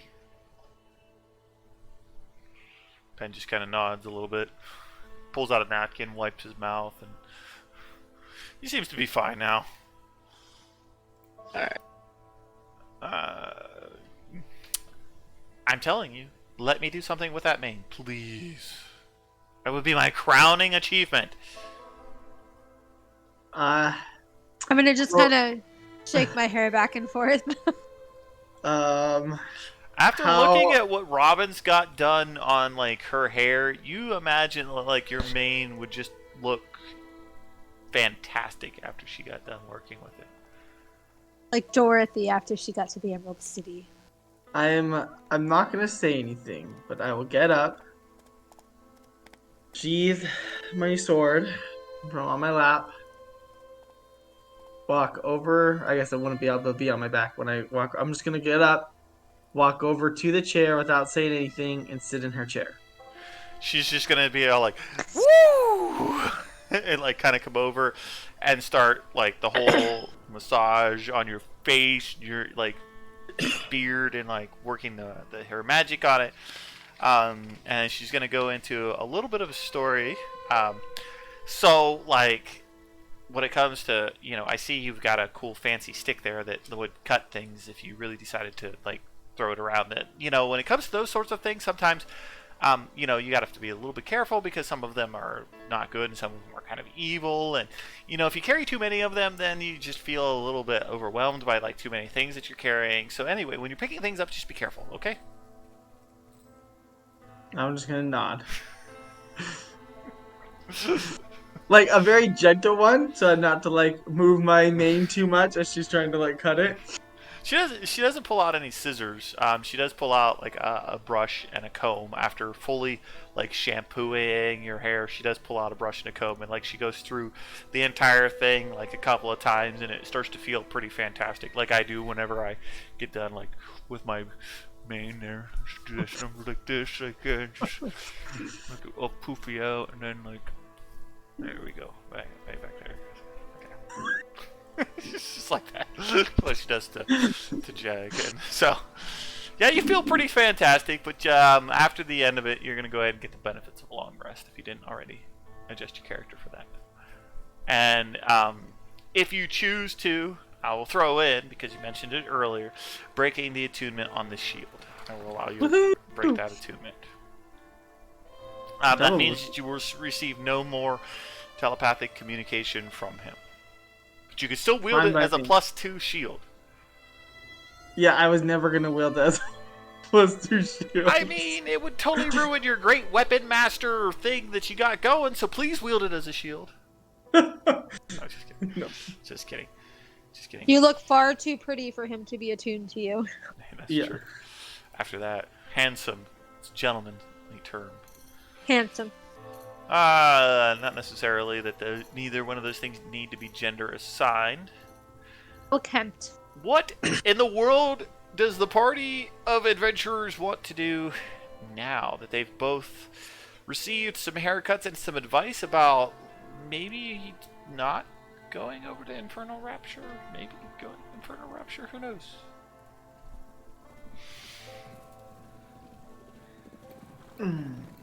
Does she have a mirror? She does have a mirror, yeah. Like, I'll hold it out.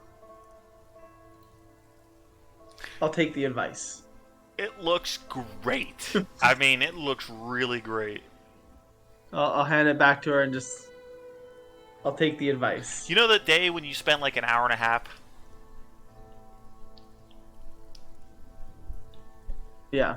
Yeah, like that. Because that's what you would do, right? Yeah. Now I have to spit in my beard. I am not a cat!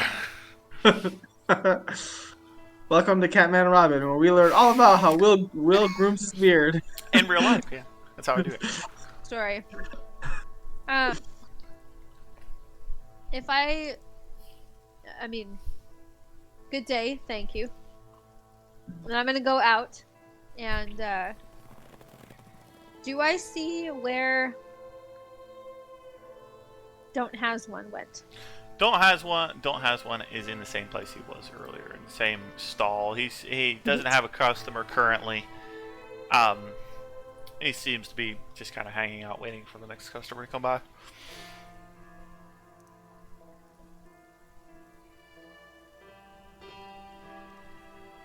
I'm gonna go over to him.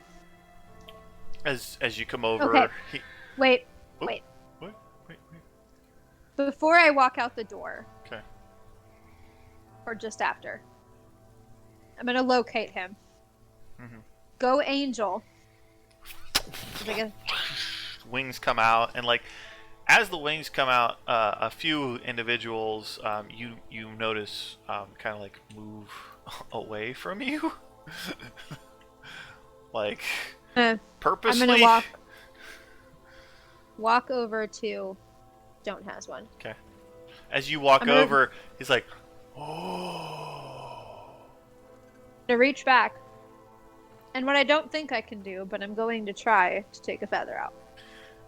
You reach back here and you try to grab a feather, and like something tells you that's probably not going to work. So instead you move your hand down towards the base of your incorporeal wings, and you try to like reach up and grab and like pull, but your hand comes away empty. Roll an insight.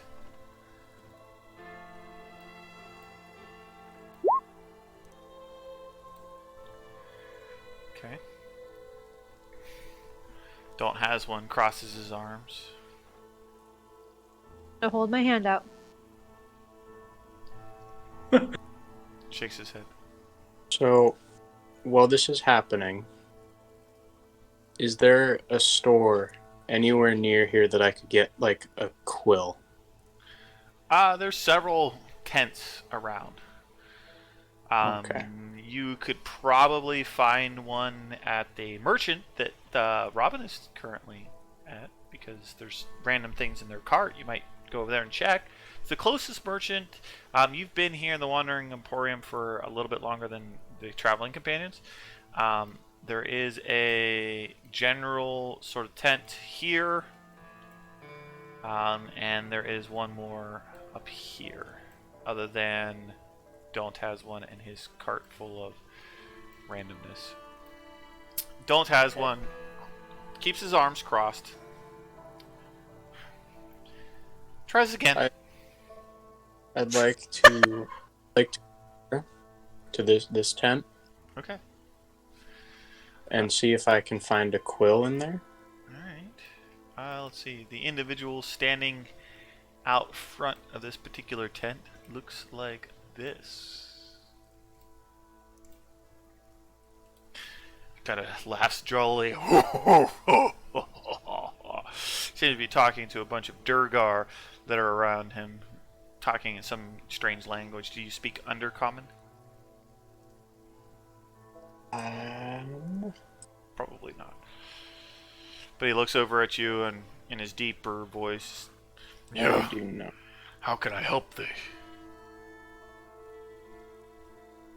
Dead I was wondering if you had a quill to write with, maybe at your shop here. Yes, I have one.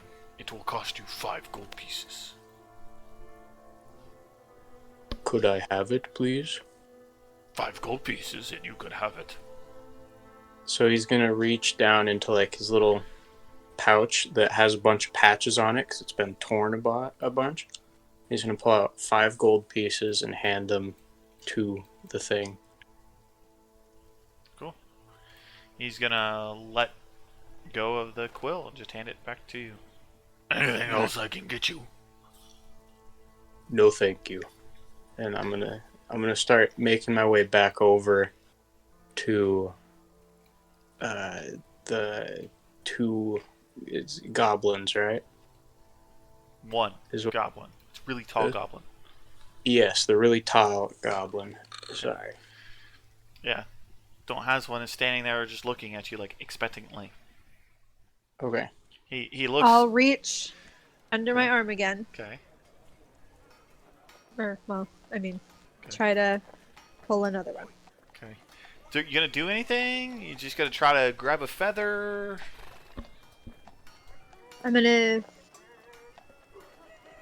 Okay, so.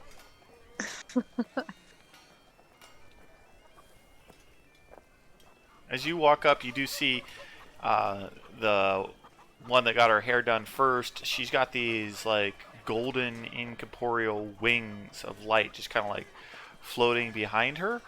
And the merchant seems to be standing there, like with his arms crossed, just looking up at her, like doubtfully looking at her. So I'm going to attempt to get as close as I can to act like I'm pulling a feather off with the quill Okay. to give to him. Okay. So you walk up behind her and you pull, like pretend to pull. Give me a performance check. Alright. See if you can pull this off, or sleight of hand. I'll let you choose. Oh, okay, Oh my okay. God, that's a Oh. 0. Yes, this is Yeah. perfect. Yeah. So that's like, it's all like, hey kid, you want to see a magic trick? I can pull this out of your ear. And just like, don't has one looks at you, looks back at her, looks at you again. Not floofy. One more time. Hey. And I'm going to whisper a prayer to Seraphina. Do you have your prayer that you're going to whisper to Seraphina? I know this isn't normally possible, but I have a feeling this is important. I need a golden feather. Okay. I mean, that's what color my wings are, so I'm going to reach up and grab my wing. I noticed that I you can't closed your actually eyes in real life. Are you going to close your character's going to close her eyes? Yes. You Reach back uh-huh. and grab my not actually their wing that Uh-huh. I don't like. This is all faith. Uh-huh. This is it. And I'm going to slowly pull my hand back Okay. with my eyes closed. Okay. You pull and like hold your hand out. Peter, you're standing behind her. In her hands, you can see a shining sliver of like light. It's probably about that long from her actual hands, and it's sort of like flickering in the wind, but it looks like it's just light. she's holding like a sliver of golden white light in her hands.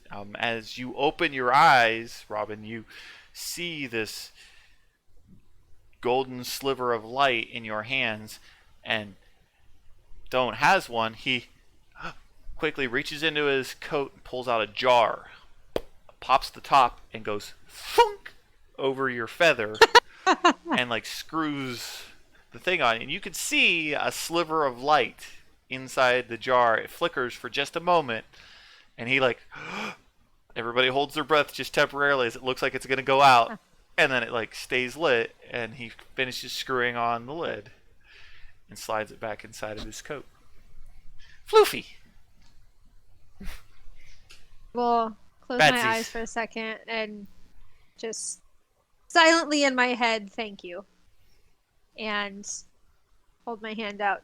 Badsies? Badsies. He goes over to the cart and he starts digging around, and he comes back out and he pulls out a quiver of arrows. And he walks over towards you and he hands them to you. You can see 4 arrows sticking out of the back of this thing of quivers. And he says, Badsies. I will take them. Gonna look down at my quiver. Quality wise, is it about the same? The feathers on these particular arrows look pristine. I mean, being an archer, this seems like much better quality. The quiver itself is made of high quality leather, and there are celestial runes along the outside of it. And it says in celestial, devils beware.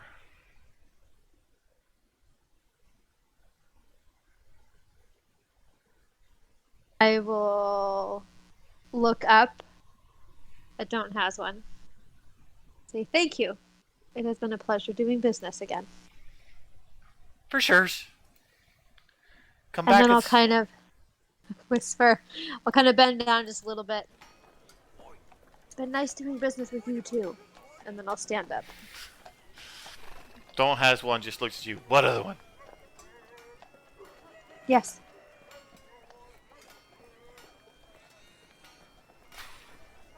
Turns his back to you. Like he seems a little miffed that you like recognized the other one. Well, I didn't want to leave him out.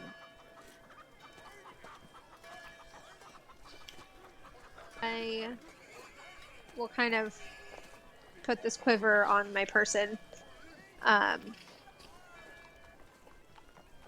With the intent to potentially have Chance look at it when we're reunited. Okay. You're also in like an area of a great number of vendors.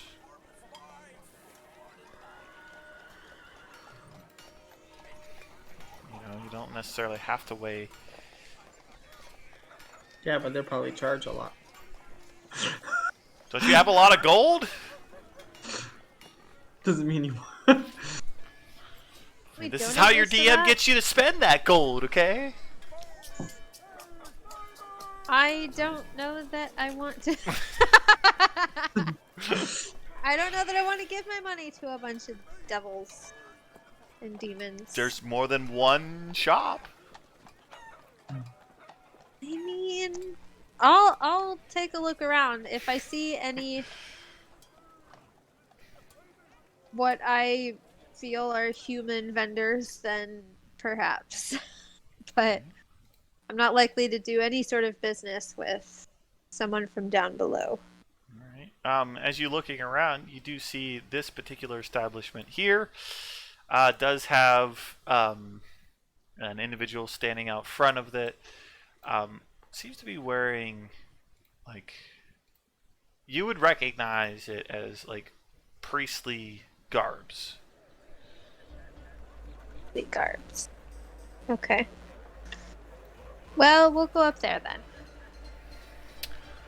Welcome to the Shrine of Light. My name is Liptus. How may I be of service to you? This, Liptus. I am Robin. Greetings. How may I help you today? I was wondering, perhaps, if you had the particular magics to tell me if there is anything special about this quiver of arrows. Oh, yes, of course. I can do that for you for the small sum of 20 gold pieces.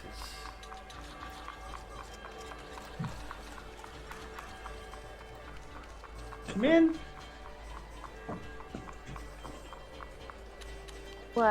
Count out 20 gold pieces Oh, awesome. to him.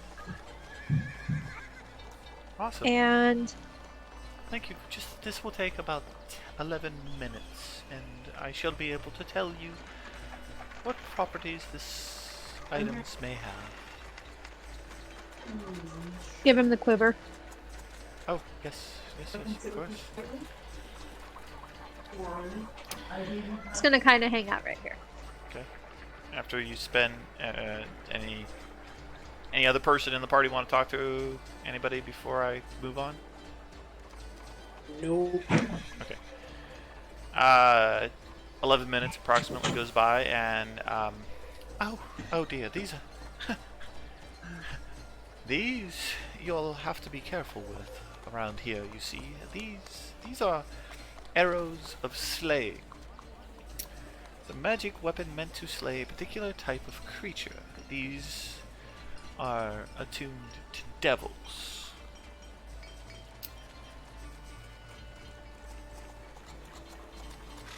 When a creature takes damage from the arrow, the creature must make a resistance check, a constitution saving throw.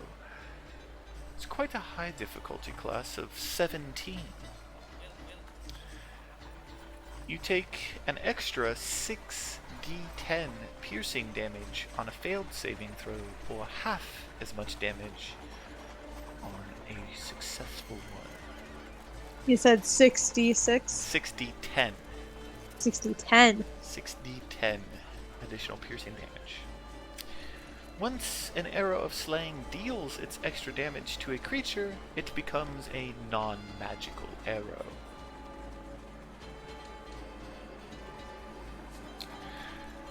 This particular quiver will return any arrow shot from it. It has a capacity of 10 arrows total.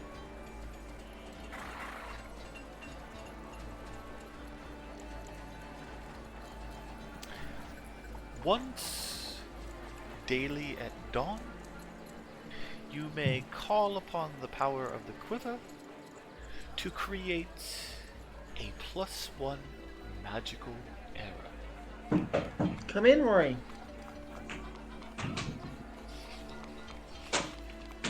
Which regains this power daily at dawn.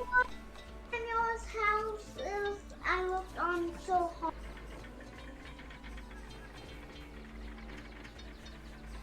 Oh, 1d4 worth of +1 magical arrows. Sorry. Misread that.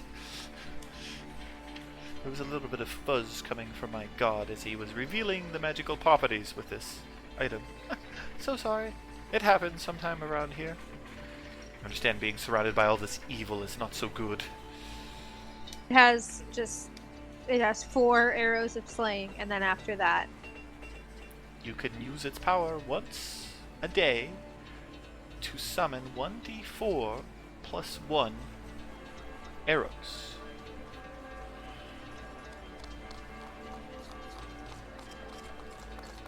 Regains this power each day at dawn.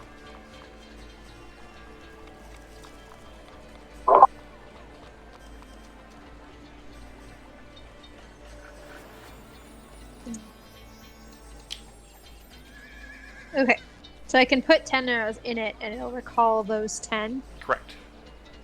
all the time. Correct. Okay. So if you choose the power of the thing, I mean, this is one of those things where it's kind of like difficult because I think.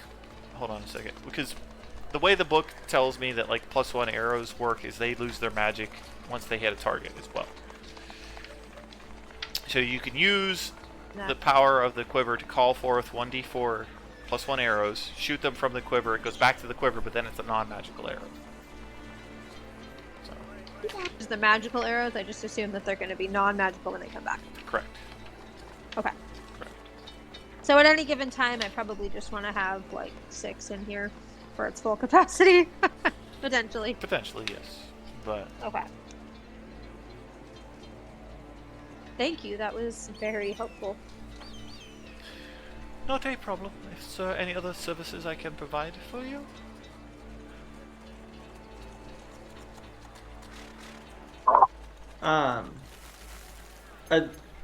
Attuning to my sword. Do I still need to identify it, or do I learn the properties from attuning? I haven't fully determined the properties of your long sword or your great sword. For a very minimum, you could consider it a +1. Okay. Other properties will be revealed as I determine them, since I'm kind of spitballing that particular item, and it also has a sentience of some sort. So it's a sentient great sword that's very shy, and it gives you at least +1 to hit and damage rolls, and considered magical. I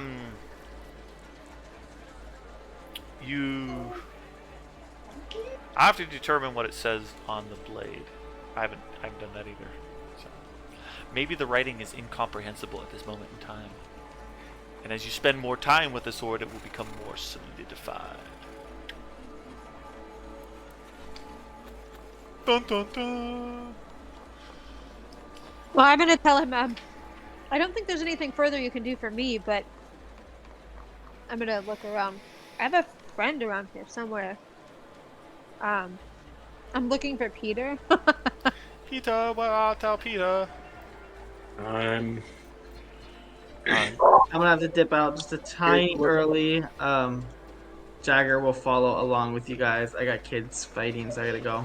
All right. Deal No with problem. that. Maybe bedtime routines. No problem. All good. You guys are gonna get your long rest here. Okay. So Jag will just wander off to Meet up with the other 2 party members. yeah. Well, you guys did get your long rest, so Yeah. Jag will head out. So. Not a So, are you gonna like call out my name when you say you're looking for me? Looking around to see if you followed us, but Well, I see. Can I see where they are? do a perception check for me.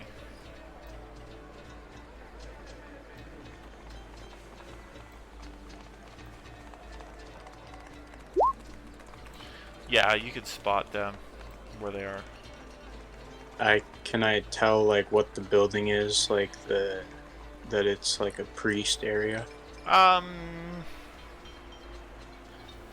Not with that high or low of a roll. Rather, you would know that they went towards one of the general stores areas.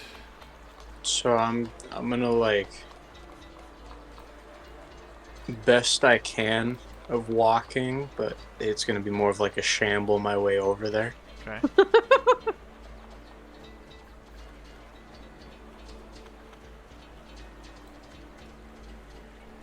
You arrive shortly. Alright. he arrives everywhere shortly.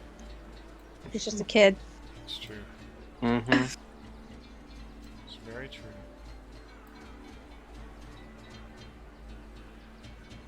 Okay. You're there. What do you want to say? Been summoned.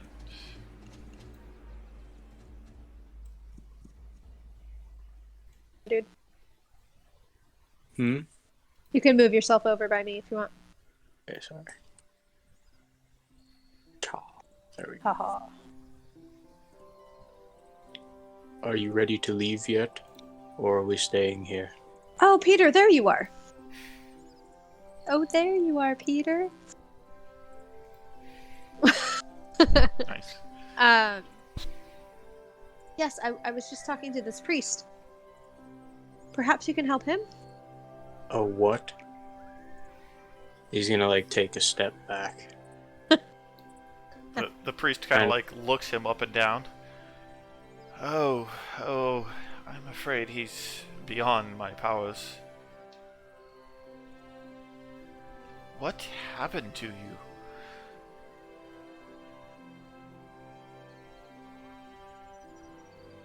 I can make it simple for you. Scary man show up, take my soul, he leave. I'm dead now. I will pray for you. There's not much else I could do. I could try to see if his soul is in the afterlife, but he'd have to be willing. My soul is nowhere near the afterlife. Well, then, unfortunately, there's nothing I can do if your soul's not in the afterlife. Do you know where your soul is? No, I do not. Well, that's a problem then. And one, unfortunately, I do not have the powers to be able to help you with. Can you locate creatures? Oh, I believe I can. Why do you ask? I seek one called Nottingham. Well, I can try. Do you have a picture of Nottingham? I do not, but I could attempt to draw one. Well, I would say that do that, and then we will see whether or not I can locate him. I typically have to be fairly certain with my descriptions. You do understand how this magic works. The more accurate the description or drawing, the more accurate the location. Okay. So. There are fires burning, at least near the forges, right? Oh yes, for sure. If not in any of the camps or anything. Oh, yeah. There's definitely a bunch of fires, and considering the salamanders give off like fire, yeah. So, I want to locate some parchment. Okay.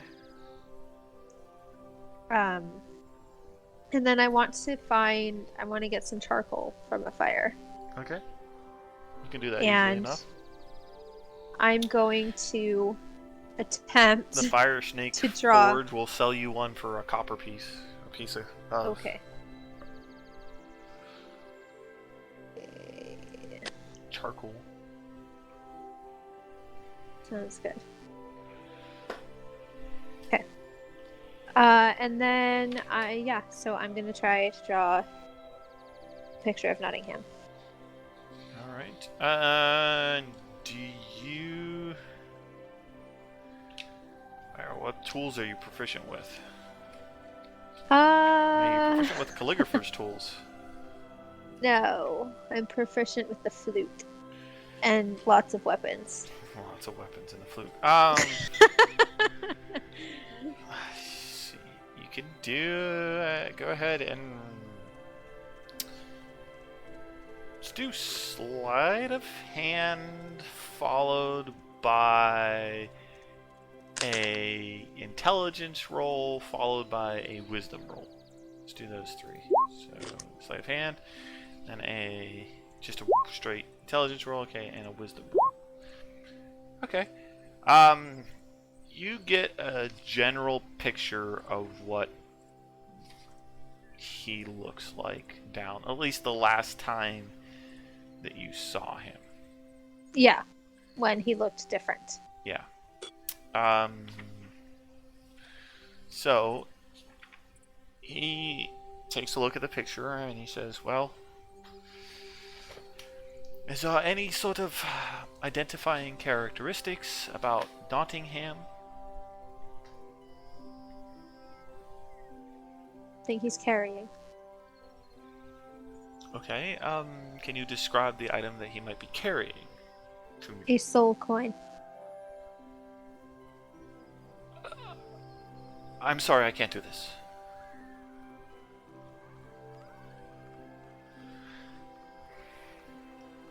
Come inside, please. Insight. Okay. Kind of nervous about this guy now. He's looking around, like seeing if anybody else is listening right now. I'll go inside slowly. I want to see if there's anyone else in there. You come As in, I walk in. and it's a TARDIS tent. It's bigger on the inside. Hey! It's like a nice temple on the inside there, and like he just kind of waves you inside and looks at Peter, and then like just closes the door behind him. He gets like really close to you, and he says, "You see, I am an indentured servant to Mahdi, and one of the things that I am forbidden to do is to help locate soul coins."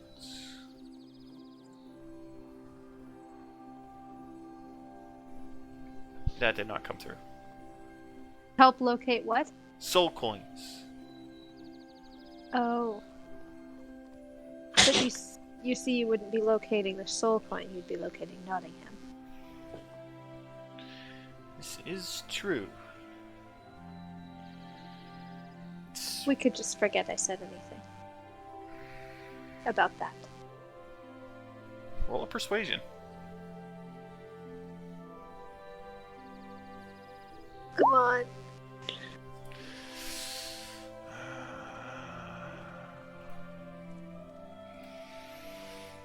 You seem a decent person. Come back tomorrow, and I will have the location of Nottingham, if it's the right person. Unfortunately, all I will really be able to be trying to locate is this picture. Fair enough. Are you physically incapable of locating the other thing? Yes. Understood. I won't ask that of him. For him to try, I'm not gonna push that. Well, I'm gonna say that this is probably what will end tonight's episode of Descent into Avernus, as Liptus, your priest, is going to be trying to locate Nottingham.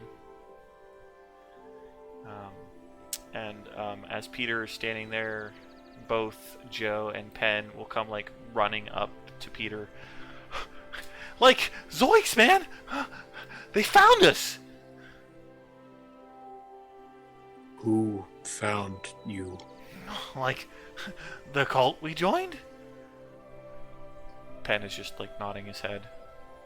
Like, they're right outside. Looks like they brought a few friends with them, and like, I think they're gonna kill us for leaving. You gotta help us, man. What cult was this? I don't, something like it had to do with colors and a five-headed dragon. I didn't really pay attention. Oh no. Oh. And this, hearing the party members go, no, we're gonna leave off. we're gonna leave off. Hopefully, when we meet again, we will have the rest of the group with us. But everyone out there in the real world, have a very safe and a happy New Year. Happy New Year! Happy New Year. Happy Year's. We will talk to you guys soon. Bye. Bye.